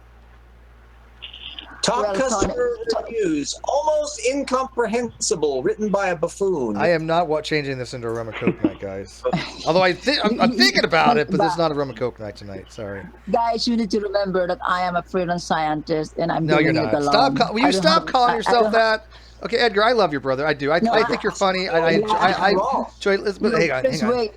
Excuse me. I've already explained to you. You cannot call yourself a scientist unless you are a scientist. It is not fair to the people that actually do work in science and do scientific things. You've never worked in a lab. You have no scientific background at all. And by the way, Tony, you got to come back on a rum and coke night. All we do is get drunk and go to flat earthers who hate me, and we just mess with them in a polite way. Though, it's just asking for stuff like evidence and models, and then every time we get banned on one account because I got a lot of different accounts for them, we drink. It's great. Come on, guys. It's not rum and coke night's fun. It's literally the worst fucking experience of my life. It is horrible. That's why Sokka is always begging me for it. Terrible. Definitely invite me. I'll definitely be there. I get more views on rum and coke night than I do these freaking debates. I think because you're finally looking at flat Earth. Flat Earth gets a lot of. Yeah, seriously, I'm not even lying. They do get a lot of views and a lot of likes. They're popular. Mm-hmm. Well, it's just we basically go over there and compete with one another to see who gets banned first from their live feed. It's so funny. And then all the other flat earthers who are watching that can't see us comment anymore, so they come over to this feed to see us comment. Yeah, it's great. It's so funny. Maybe even some round earthers who don't like to mess with the flat earthers. Oh God. But please, give me a minute. Okay, the reason why I don't believe in the reviews on my science book because they were not scientists and didn't have any clue about intelligence. So why should But you use those reviews, especially this one. I mean, you literally said you tried to submit it twice and failed, and then you said it's been severely criticized in many online. You use that as a badge of honor that it's been rejected. Yeah, because we need to remember that the reviewers are also humans, and they could commit mistakes. Mr. Intelligent, I have 1,000 people almost in our community. Wait. Many of them are scientists. The reviewers are humans. You're the author. You're a human. But hang on, we have a lot of people in our community. You don't entertain the possibility that you could have made a couple of mistakes? That's a good point. But we have a lot of people in this community. But I have explanation. Edgar, listen to me. Look, you know a little bit about probability. Well, you don't, but you claim to. But we're pushing going to be 1,000 members in our community. Okay, that's a lot. A lot of them have advanced degrees. A lot of we've got PhDs coming out of yin yang. We got physicists galore, right? More than we ever need. When General can leave and we won't care because we got so many physicists. But I'm kidding, Jim. I love you. But none of them, not a single one, has endorsed what you've said. Probabilistically. Can I help, Edgar? Yeah, one sec. Yes, by all means, go ahead. But one sec. Probabilistically, one person who has experience in these things would go, you know what? Yeah, Edgar has something of value here to say. Not one. That is statistically, that's like 5 standard deviations out. Is what 99.99996%, and you still can't get a single person just say they would vouch for anything you've written. That's bad. But man, yeah, please go ahead. Yes, stand up for it. I was just trying to be funny. I just said exactly what Edgar said when they were debating Richard. Which was? Can I help Richard? Oh, okay. I get you. Okay. Okay. Okay. Okay. Now that I get it, it's actually kind of funny, but yeah. My bad. No, it's cool. It's cool. Steve, do you want to add something too? Because you've been awfully quiet, Steven. Although I dig this icon, by the way, Steven. This rope and a. Me. Yeah, it's kind of creepy. I kind of like it. Yes, sorry. I'm Australian. That explains all. That explains. Yeah. Edgar, how do you account for things like continental drift, radioactive decay, observing the Andromeda galaxy, M31?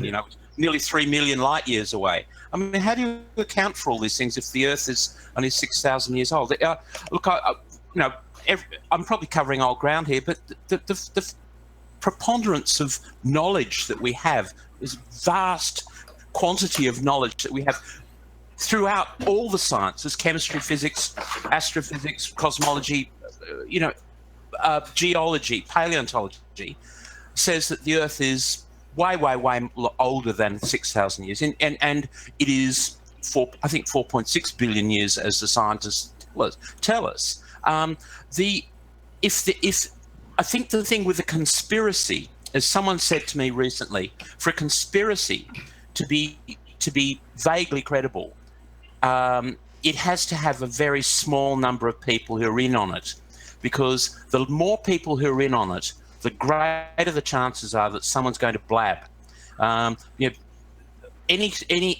Conspiracies happen, but a conspiracy like to conceal the Earth is only 6,000 years old by the entire scientific community of the world would take so many closed mouths as to just be incredible.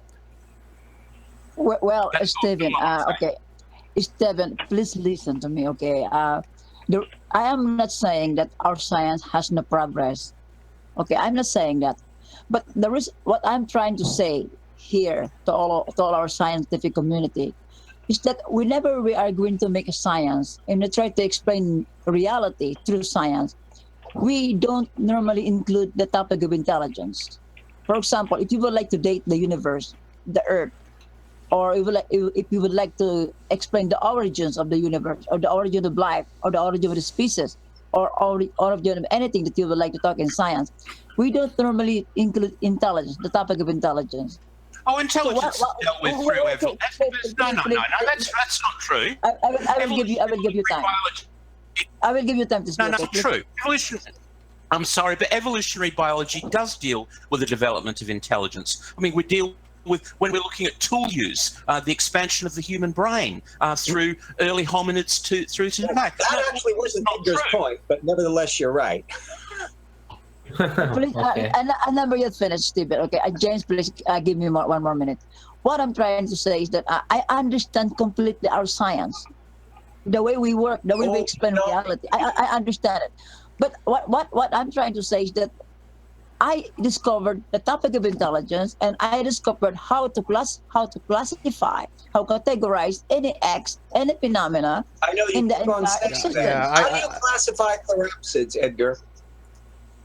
I classify that based on non-natural to natural phenomenon, based on intelligence. Where do therapsids fit on your schema? Since you say you understand all of the science, how do you classify therapsids, Edgar? No, wait. Are you talking about the non-natural or natural? What I said is non-natural or natural. Let me type it out, classification. and you may look at the word therapsids. Do you know what they are? I don't know. But what I said is that I can. You understood evolution. What I said, I can classify non-natural to natural phenomena or X in the entire universe. That's what I'm trying to say. Cladistics has already done that. Cladistics can classify absolutely anything. So I'm afraid Hennig beat you to the punch. No, can you classify cells if cells are non-natural or non-natural?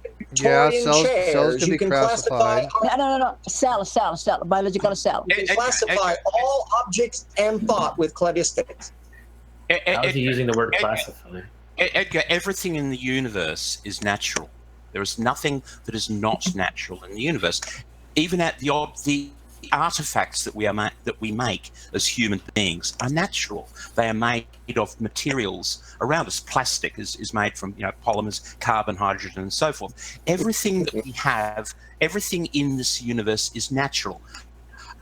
There's some mysterious things. Dark matter is dark energy, which are fringe parts of science. But even those things are natural. There is nothing that is not natural in this universe. I'm what you'd call a philosophical materialist in this particular in this respect. But look, there is nothing that is not a stone axe made by a caveman would occur in nature, but it is an artifact of a life form. A beaver's dam is natural. Dams don't occur in nature, but beavers build them, and they've evolved to do so. Yeah, and matter of fact, Stephen, hang on, Edgar. Stephen is right in the fact that we've determined that every time we ask for an explanation of something, we've come up with a naturalistic explanation. And when we look at things like design, we've looked at it and go, okay, there's a teleonomic explanation for these things. We don't have to resort to teleological things that they had 1,000 years ago because they didn't understand the science we do now. Okay, you're not pushing science forward. You're pushing it backwards, and I mean backwards, right?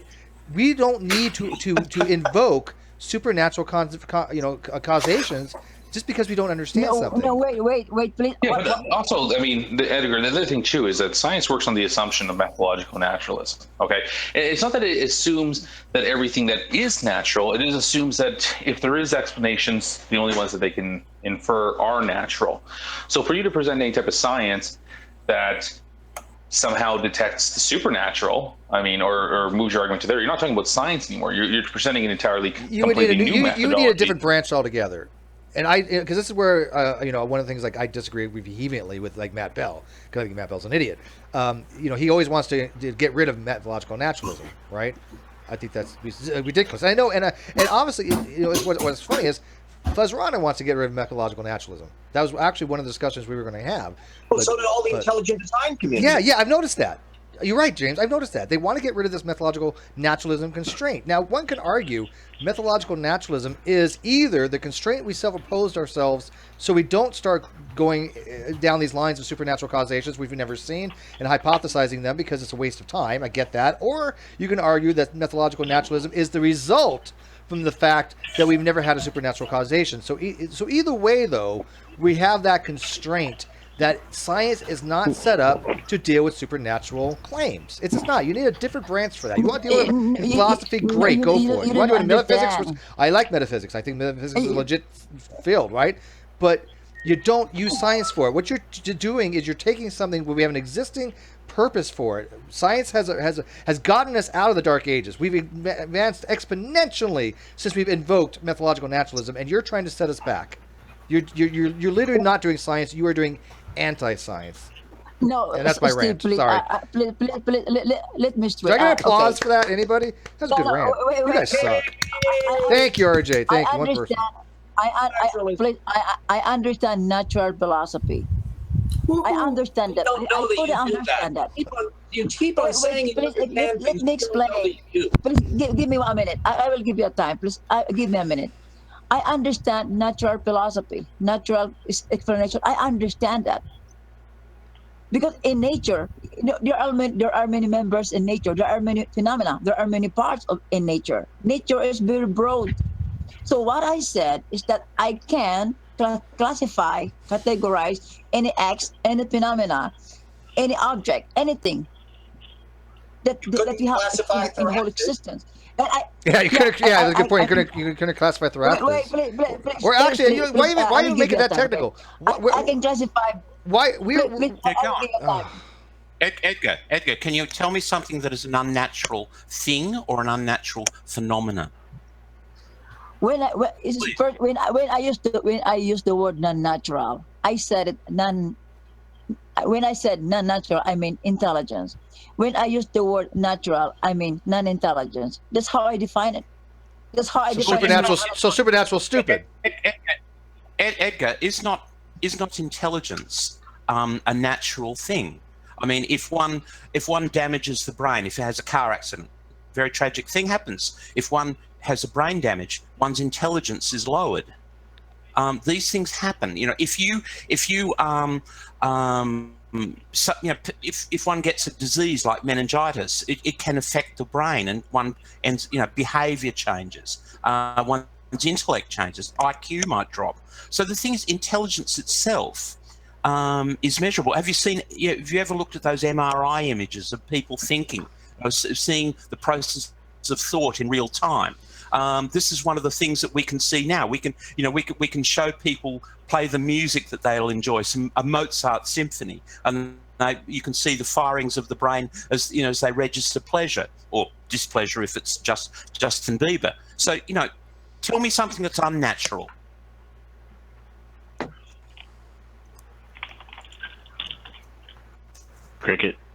Crickets. Edgar, I'll tell you something. Can I ask a question on that? Because we got exactly 1 more minute, then Edgar's going bye-bye, or he's just going to, he could talk in the side chat, but we're going to end. Yeah, 1 minute. Go ahead. I just want to actually just, say fuck Edgar's minutes and move on to a more interesting conversation. Yes, please. That Steven just brought up. Yes. Yeah. When you start talking about things like, we can MRI the brain, we can see, thoughts and how they emerge within the brain, and certain things that we can see how drugs affect mental states, emotions, memories. The very capability that people can possess false memories, all these other ideas. Is the idea of dualism dead in the water? This goes towards guys like El Chihuahua and General Han Solo. When we have all this, how do you guys harmonize this now with this idea that you can't separate mind from material? Yeah, the mind is what the brain does. Well, how do you describe fugue states, though? How do you describe a mental state like a fugue state where you have a disassociative from your natural personality to something else completely foreign to you? How is that in the brain, though? And I'm not an advocate of dualism. Don't get me wrong. I'm not. I believe in monism, and I don't think that you can exist. I don't think intelligence or consciousness can exist without a physical substrate. But how do you explain the fugue states? Yeah, that would be a good question for James and Steve. Because I'm just bringing this. They seem to know more about this than I do, but I'm just wondering their thoughts on it. That'd be a question for general, because even though I do accept the spiritual world, I can explain why. Go ahead. George asked. All right, gents. Sorry, go ahead. Gents, I'm going to have to take off. I appreciate the All right, conversation. Tony. Sorry I didn't get you in here more, man. Enjoyed in here tonight. Can we schedule another time and maybe just like get you and like just a handful of people, and then I really do want to go over some of your videos. I watch more, I promise. They're awesome. It's just awesome. And so I'm telling everybody, go watch your shit. Thank you. Yeah, anytime. I would be at more of these. I just usually the timing doesn't work out. But I love this. You guys are. I like listening to you guys. I'm more of a listener than a talker anyway. But I'd be glad to go ahead and do something with us too. Sounds good. Sounds good. Yeah, you guys have a good night, and I hope RSC wasn't too upset with my performance tonight. I saw they thought it was a bad idea that I was here. So, and Tony, one more thing before you leave, Betty. If you ever want to do a collaboration, Nicola is like a mean rapper. He'll do some cool shit for you. Yeah, G-Man could throw down too. No, he can't actually. Who was that? Nicolette? Nicola. He is an amazing freestyle artist. He will collaborate with you, I promise. He can spit it. Okay, that would be great. Yeah, he can spit it. I'll see what I can come up with, man. You guys have a good night. I gotta Thank take you, man. off, man. Thank you, George. What did George? I missed something. George said, "Can you get for Fight Arts Canadian? Can you get Edgar's adult son on your Hangout? That would explain and clear things up about Edgar. Who's? Oh, you know what? He does have an adult son. That's a good point. Yeah, because I know his son doesn't really agree with him on anything. That would help. But you know, I don't know. I don't want to get his family involved. But yeah, that's just maybe. Man, yeah, that just caused more drama than it's worth. Yeah. I think. I don't get why, because I know you guys talk about the brain and how the mind is kind of connected to the brain, but personally, since I do accept that the supernatural and that exists, that is kind of a hard one to answer. I mean, I would be curious to see what someone like General has to say, but yeah, remember, I'm not an ontological naturalist, so convince me of something. Well, for me, one of the most revealing cases was one that Ramachandran had noted, the neurobiologist. I think it's called Chapgris's syndrome or something like that. But it's a case where you come to believe that your wife, for example, has been replaced by an exact duplicate. Yes. Oh, yeah. I know about that. Uh-huh. And it turns out to be usually from some trauma or lesion, a stroke. And in this one particular case, the Freudians were explaining that it was some weird thing about It came up with all sorts of ad hoc things. Yeah, it's called the Capgras he realized syndrome, by the way. That in this case that he was able to deal with, the person would not be able to recognize the person, his father, as his actual father when he saw him. But he found that he could talk to him on the phone. And what it turned out to the case was that what happens is that when you see somebody, you get a signal that goes down to the amygdala, which gets an emotional, oh, daddy symbol, and that flops back upstream, and you get this reinforcement, and you recognize that that's the case. But that wasn't occurring because there had been a stroke in that particular area from an injury. So he wouldn't get that, oh, daddy warm feeling, and therefore that's when you decide that the daddy isn't there. But he discovered that over the phone, the acoustic signal was still making it down to the amygdala, and he would recognize him that way. So he gradually was able to train his brain to rewire and reconnect all of that. Well, is the sort of thing that makes sense from a neurobiological, mechanical mind point of view. It's just inexplicable from a dualist point of view. Yeah, I think. Yeah, I'm familiar with that. I've read about that before. I've read about Capgras illusion, and it is a fascinating thing. I'm just curious. Have you guys ever heard of helomorphic dualism? No. Not by that name. No.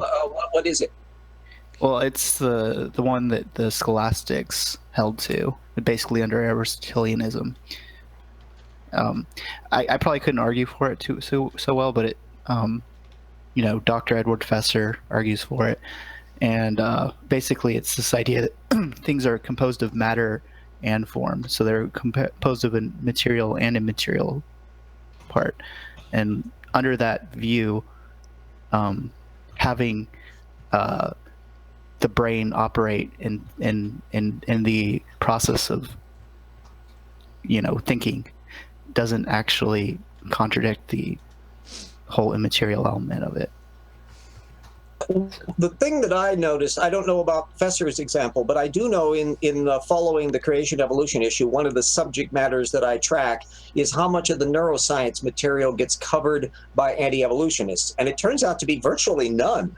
So what all of the discussions, even when they're talking about the mind and the soul and consciousness, they won't actually bother to bring up neuroscience. And so, yeah, if you want to ignore what we actually are discovering about how the brain works and how our systems function, yeah, you can drag in Aristotelian viewpoints from 1,000 years ago. Well, how do you deal with things like universals? Because universals aren't particular material things. And yet we have them As in our in, mind. what would be an example of a universal? They may not exist. Like the idea of a cat, for example. Like well, that's what just a a cat matter of is. categorization. Human beings create categories No, automatically. a universal is a property of an object. We can't avoid doing it. That is called a cat or a quetzal or whatever you like. Different cultures. Right, but it's not a particular thing. It's not a particular material thing, right? Does it need to be? But doesn't that go to more Would like that be dealt with naive by realism? Richard Dawkins' idea of meme? Ochawaru, Sorry. do you believe in naive realism? Do you believe there's actually a physical world out there that exists independent of our mind?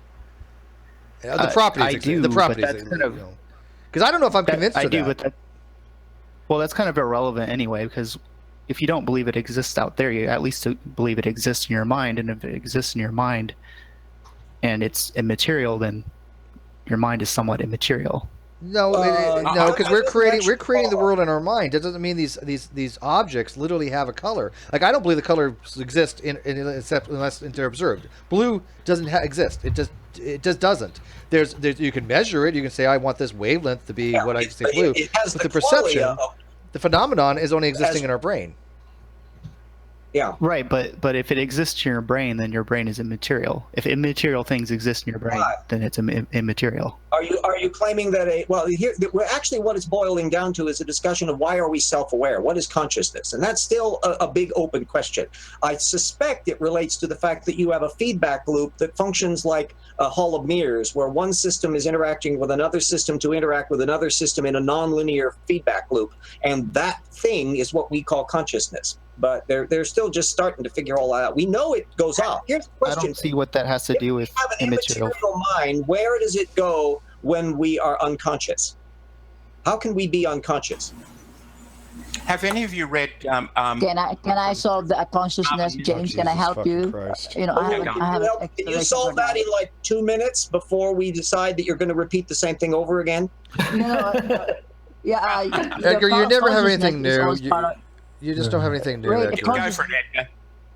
Consciousness is part of our mind, and we need to understand how minds work. Okay, we need to understand how minds work, and we need to understand also how the brain and the mind works together. Yeah, So, we know this, Edgar. That's the whole problem. We don't fully understand. We don't understand the mind and the brain relationship very well. That's the reason why. That's the reason why I'm sharing it, because I understood it fully, because I discovered intelligence, so I knew that. Edgar, I love you, brother. But I'm done. Bye, Edgar. I'm done. Let me ask Edgar. Edgar's done. Please No, tell me James. Edgar's gone. Edgar's gone. Tech. Edgar's gone. I can't deal with it anymore. I'm not gonna listen to a parrot talk about intelligence to take us down that rabbit hole. We're done. Can I just ask? What? Sorry, can I ask the community, how many of you have read the book Society of the Mind by Marvin Minsky, where he argues, well, I think very convincingly, how intelligence or sentience emerges from non-sentient parts, which he calls agents. I can't explain it. So it's an emergent. It's an emergent property. The anthill theory. Anthill theory. Indeed. Intelligence is something that's emergent, right? And consciousness is emergence. I suspect that's kind of intuitively right. We can see what's intriguing in the latest work on animal intelligence and the role of reciprocity in the development of ethics in pre-human systems. It turns out, from what it looks like, that there's only two properties that are distinctive of us. We are the tool-making species that tells stories. Makes us distinctive. The two together. And when we can figure out why we can do the storytelling thing, why we do language, that will be the magic door opening for an awful lot about what goes on with everything else. Consciousness is almost a secondary feature because I suspect most higher animals have a level of consciousness because they've got mirror tests and a lot of that on self-recognition issues. But the language and grammatical language structure that we have, which may be very, very different from what dolphins have, that's the thing that opens up a whole new level of bits from all of our mythologies, our religions. It's the holy grail to figure out. It's a very fascinating field. Yeah, of course, Minsky would be writing in the 80s, so that's way before a lot of the neuroscience. I went to see. I've got to tell you, I went to see a lecture by Marvin Minsky, and he was the most boring speaker I'd ever seen. Anyway, that's an aside. That's not necessarily an unusual phenomenon in the sciences and philosophy. If you want to I don't know how they stack up against geologists, but that may be close. Yes, true. Yeah, I don't know. I just consider the mind kind of just a way of describing what the brain does, but I don't think that negates. I don't think that negates dualism in the sense that you can still have a spirit that's separate from your physical self. Yeah, well, I'll repeat the question. Where does the spirit go when we're unconscious? Spirit's still with you until you die. Well, but where are you? I mean, I can imagine a Cartesian theater that shuts down every night and you no longer have sensory input, but I would still be able to contemplate Platonic idoi. Are you telling me that this incorporeal spirit can never contemplate Platonic idoi unless the brain is turned on? I don't know what you mean, what's Platonic idoi. You have to explain that first. Oh, well, the idea that there's a universal concept of cat or of fourness. Those are because your brain is still just as relevant as your spirit. So when you're going to sleep or whatnot, that says nothing about where your spirit goes. So just because you're not aware of your surroundings, why aren't you aware of it? Why aren't you aware? Why aren't you doing what the spirit does until the brain turns back on? Because your brain and spirit work together. Yeah, exactly. And so now you have an arbitrary thing. Why bring in a spirit at all? What thing is there in the mind that is required to have an incorporeal spirit? Nothing so much. Sorry. Oh, I was just going to say what's required to have a spirit. I don't know if it's required, but I think that might explain some of the weird sort of, not all of them, but some of the weird sort of out-of-body phenomena that we experience. And also maybe some of the deeper sort of emotional connections that we have to things that seem to be like above an animal. Thaddeus, is there any evidence that people actually do have out-of-body experiences? Yeah. Well, yes and no. I said a million times, I have a lot of lucid dreams, but I don't think they're actually spirit leaving body. I don't believe they're astral projection, right? But the people that see, and I don't have enough evidence to conclude either way. And other things, and the point is the brain constructs. You're talking about the movie in the brain. The brain constructs reality for us. It's a weird reality when we're in REM states because the brain is doing other stuff and it sort of turns us on in segments. And so it produces unusual things. And occasionally some of the systems can break down. And for example, if you become too conscious while your sleep paralysis is on, you maybe think that you're being raped by a succubus or something. That there's a whole bunch of extra stuff can come in. If I can imagine that weird Chapgrasses syndrome can be a purely neurological phenomenon, I think out-of-the-body experiences are small potatoes compared to that. See, and the thing that gets me is that why do we have, like, for instance, when it comes to the sleep paralysis thing, I'll admit that, I think that the sleep paralysis thing is partly scientific, but at the same time, I've also had this viewpoint that the reason why people even have, like, these evil spirits and that attack them at night while they're in a sleep paralysis state is almost because like maybe a demon could take advantage of that. The fact that you're in this state where you can't move or anything.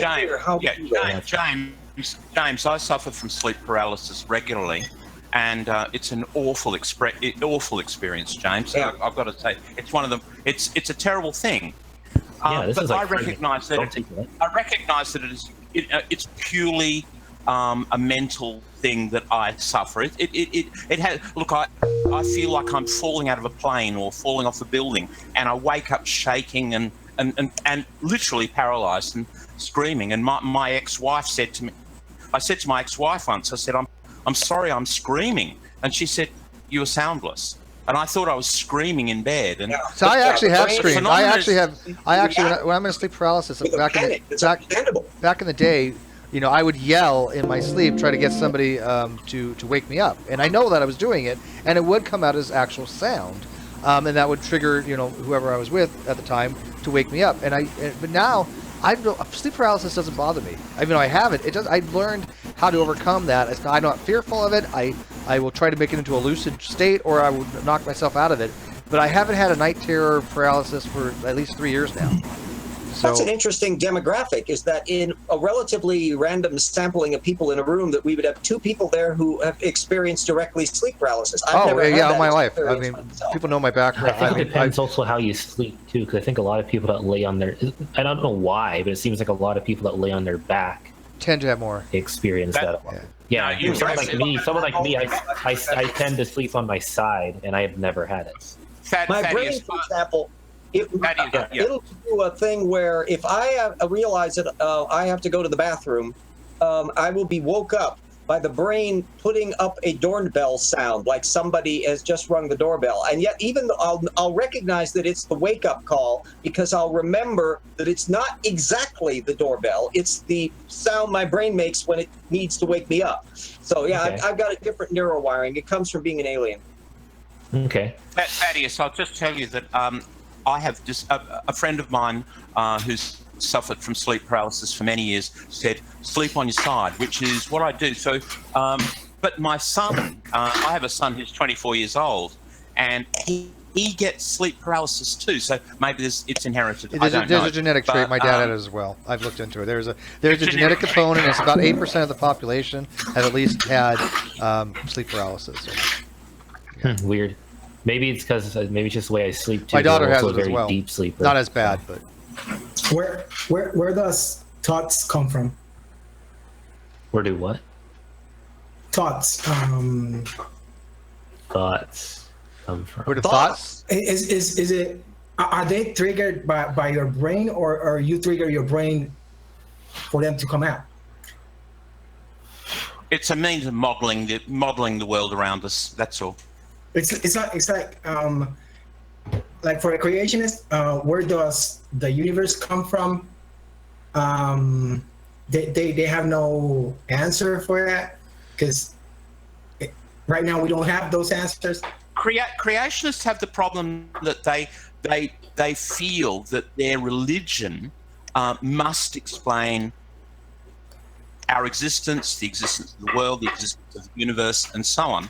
And when scientists say something like, we don't know how the universe began, well, that we do know that it was, via the Big Bang. I've debated with creationists for 25 years of my life, and one of the major problems with debating with creationists is that they just don't understand that there are people who just simply say, who say, well, I don't know and I don't care. Look, I was talking to a creationist the other day, and he said, well, you believe in evolution and you believe in the Big Bang, do you? And I said, well, I don't believe in them and I don't care about them.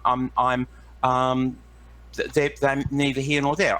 You haven't satisfied your burden of proof. And he said, well, all you atheists must all believe in the Big. I said, well, look, my ex-wife was an atheist, but she had no interest in science whatsoever.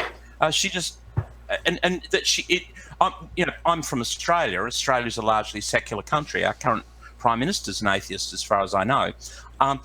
The situation is that atheists, by and large, simply just don't believe in God, and that's as far as it goes. This idea that, well, you must explain existence, explain the human mind, explain the existence of the universe. These are things which are taught by their pastors or ministers or the members of their clergy, that these are things which must be answered immediately, and only religion can answer them. And that's one of the problems with debating with creationists. Yeah, exactly. That's exactly what I was trying to point out. That sometimes we don't know, and right now in what's in the brain topic, we're not exactly like good at it. We're like on a 2% or 5% of knowing that part. Right. And I will never. I will never say 100%. Thaddeus, one of the things when I debate with creationists, they will say, "Well, you can't explain where the universe came from." I said, "Well, if you go back to the times of the ancient Romans, 2,000 years ago, people would have thought that lightning was a manifestation of the god or the gods, and lightning and thunder were inexplicable to them.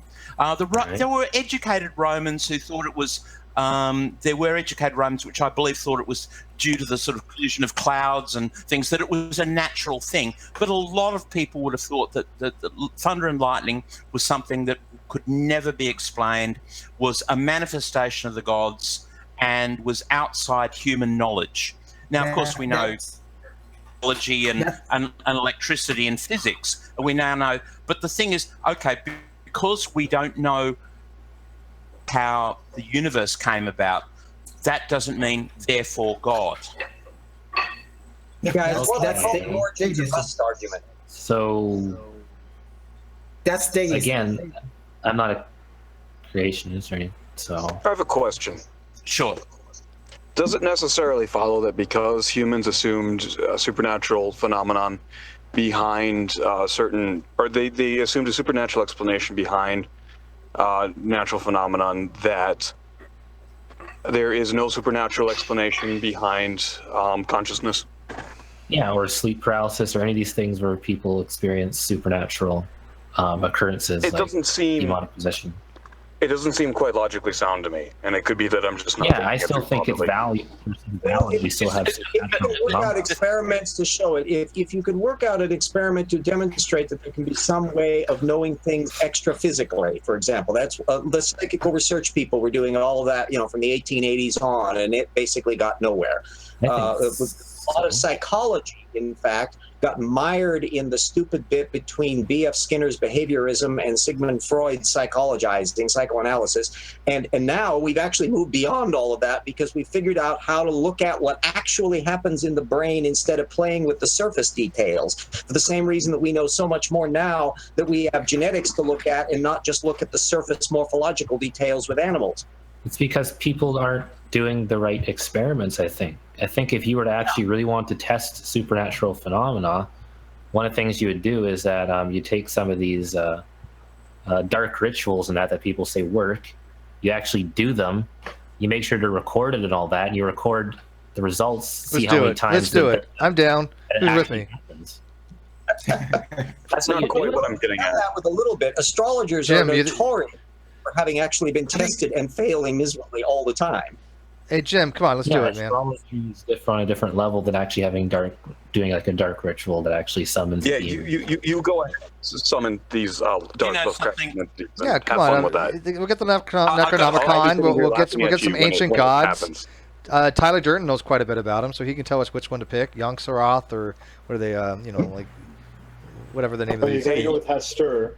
He's the least. Y'all want to add Neil Arthatep to this hangout? Be my guest. But yeah, he's cool though. What is it? Can't pronounce like that damn. I'm not in the mood for the crawling chaos tonight, Steve. I'm sorry. I gotta say, if someone could prove that there was a supernatural phenomenon and collect James Randi's prize, they would have done it. I would think that would be fabulous. It'd be a fabulous thing. Yeah, I've always said, look, if there's a supernatural phenomenon, it's never going to be to the point where somebody can actually do it under controlled conditions. I don't think. You know, Tyler's down. He wants to do the ritual live. I'm okay with this. You think I'm joking? I'm down for this. Let's videotape this. Do it for science. I think people could do it. They just don't bother doing it because either they think it's too dangerous. What? Isn't it kind of ludicrous to try to find a natural explanation or to prove supernatural phenomenon naturally? Because of the definition of supernatural. No, because if it happens, here's the thing, because as soon as we see a demon or something, that's the supernatural crossing over into the natural world. Therefore, it does become tested because here it is interacting with the physical world. Yeah, for example, if there were supernatural vampires that don't cast a reflection, that would be empirically verifiable. You could actually bring them in front of a mirror and see that they don't cast a reflection, and bingo, you have an experiment. None of that has ever really worked out. The problem is that the science has been a long tradition of eroding all of the things that were supposedly the province of the magical and the supernatural and the spiritual. However, if we find a vampire that doesn't cast action in your mirror, and we do find a way of explaining it, that stops being supernatural. Yeah, that is also a philosophical position. There is an argument, I can't remember the name of the scientist that took that position, that if you found a totally natural but supernatural phenomenon, you just have to expand your definition of nature. Exactly. But there are things which we once thought of as supernatural. Thunder, lightning, sleep paralysis, which we will now realise are natural phenomena, misfirings of the brain or electrical activity.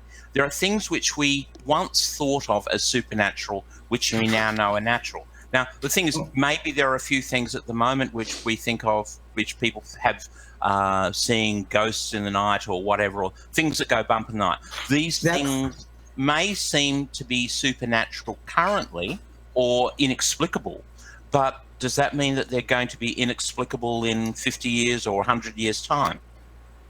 Exactly. That's kind of deism. Guys, personalize some. Guys, I gotta end this, guys. I didn't realize it was getting so late.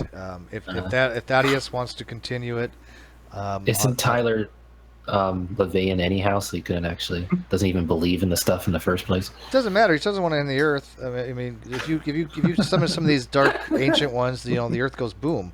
From the outer regions, so yeah, he has a self-preservation mechanism too. The Lovecraft Brigade. But anyways, if you want to continue it on the GDC, you've been doing a good job on that, by the way.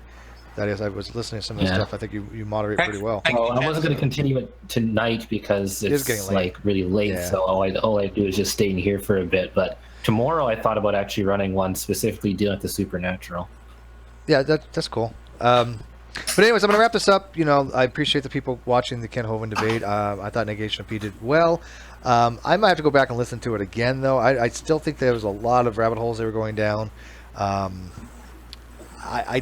don't know how much I got out of it, to be honest with you, because I think there's just a lot of back and forth that just didn't address what each other were saying. Do you guys agree with that?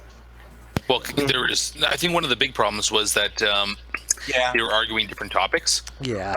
The title of the debate was between methodologies between Christianity and atheism for building moral frameworks. Well, Hovind seems to be thinking that it was about basis for morality, which are two completely different topics. And so because of that, I don't think it was really getting addressed on Ned's side to the question that Kent was asking. Yeah, I think you're right. But anyways, but then Kent gave up his entire argument the moment that he, realized that he couldn't actually make any claims on what was, right or wrong because he couldn't know. By the way, did you guys notice though? I did suss out his teaching stuff that he never taught anything that was credentialed. Yeah, I'm glad you did that because he likes to pass himself off as though he's got a higher credential than he actually does. But he does appear in schools. Joe Baker in 2000 had invited him to a lecture. He was a Hovindista, in fact, and quite a bit. And So you get instances, and then I think he's trying to do it again now that he's back out of the slammer. And somebody should really start following his lecture itinerary, because this will be a track of what schools he's bumping into and what little networks he's doing. I agree. He's a busy beaver. I might have a rum and coke night tomorrow or the next day. We'll see. People have been asking about that. But anyways, I always get something last word. Solar Dash, because I didn't get a chance to read your thing on the air. Are you still there, Solar Dash? Or he's already done. Oh, I guess so. Oh, okay, so I guess we're going to move on. Oh, Chihuahua, how about you? You want the last word?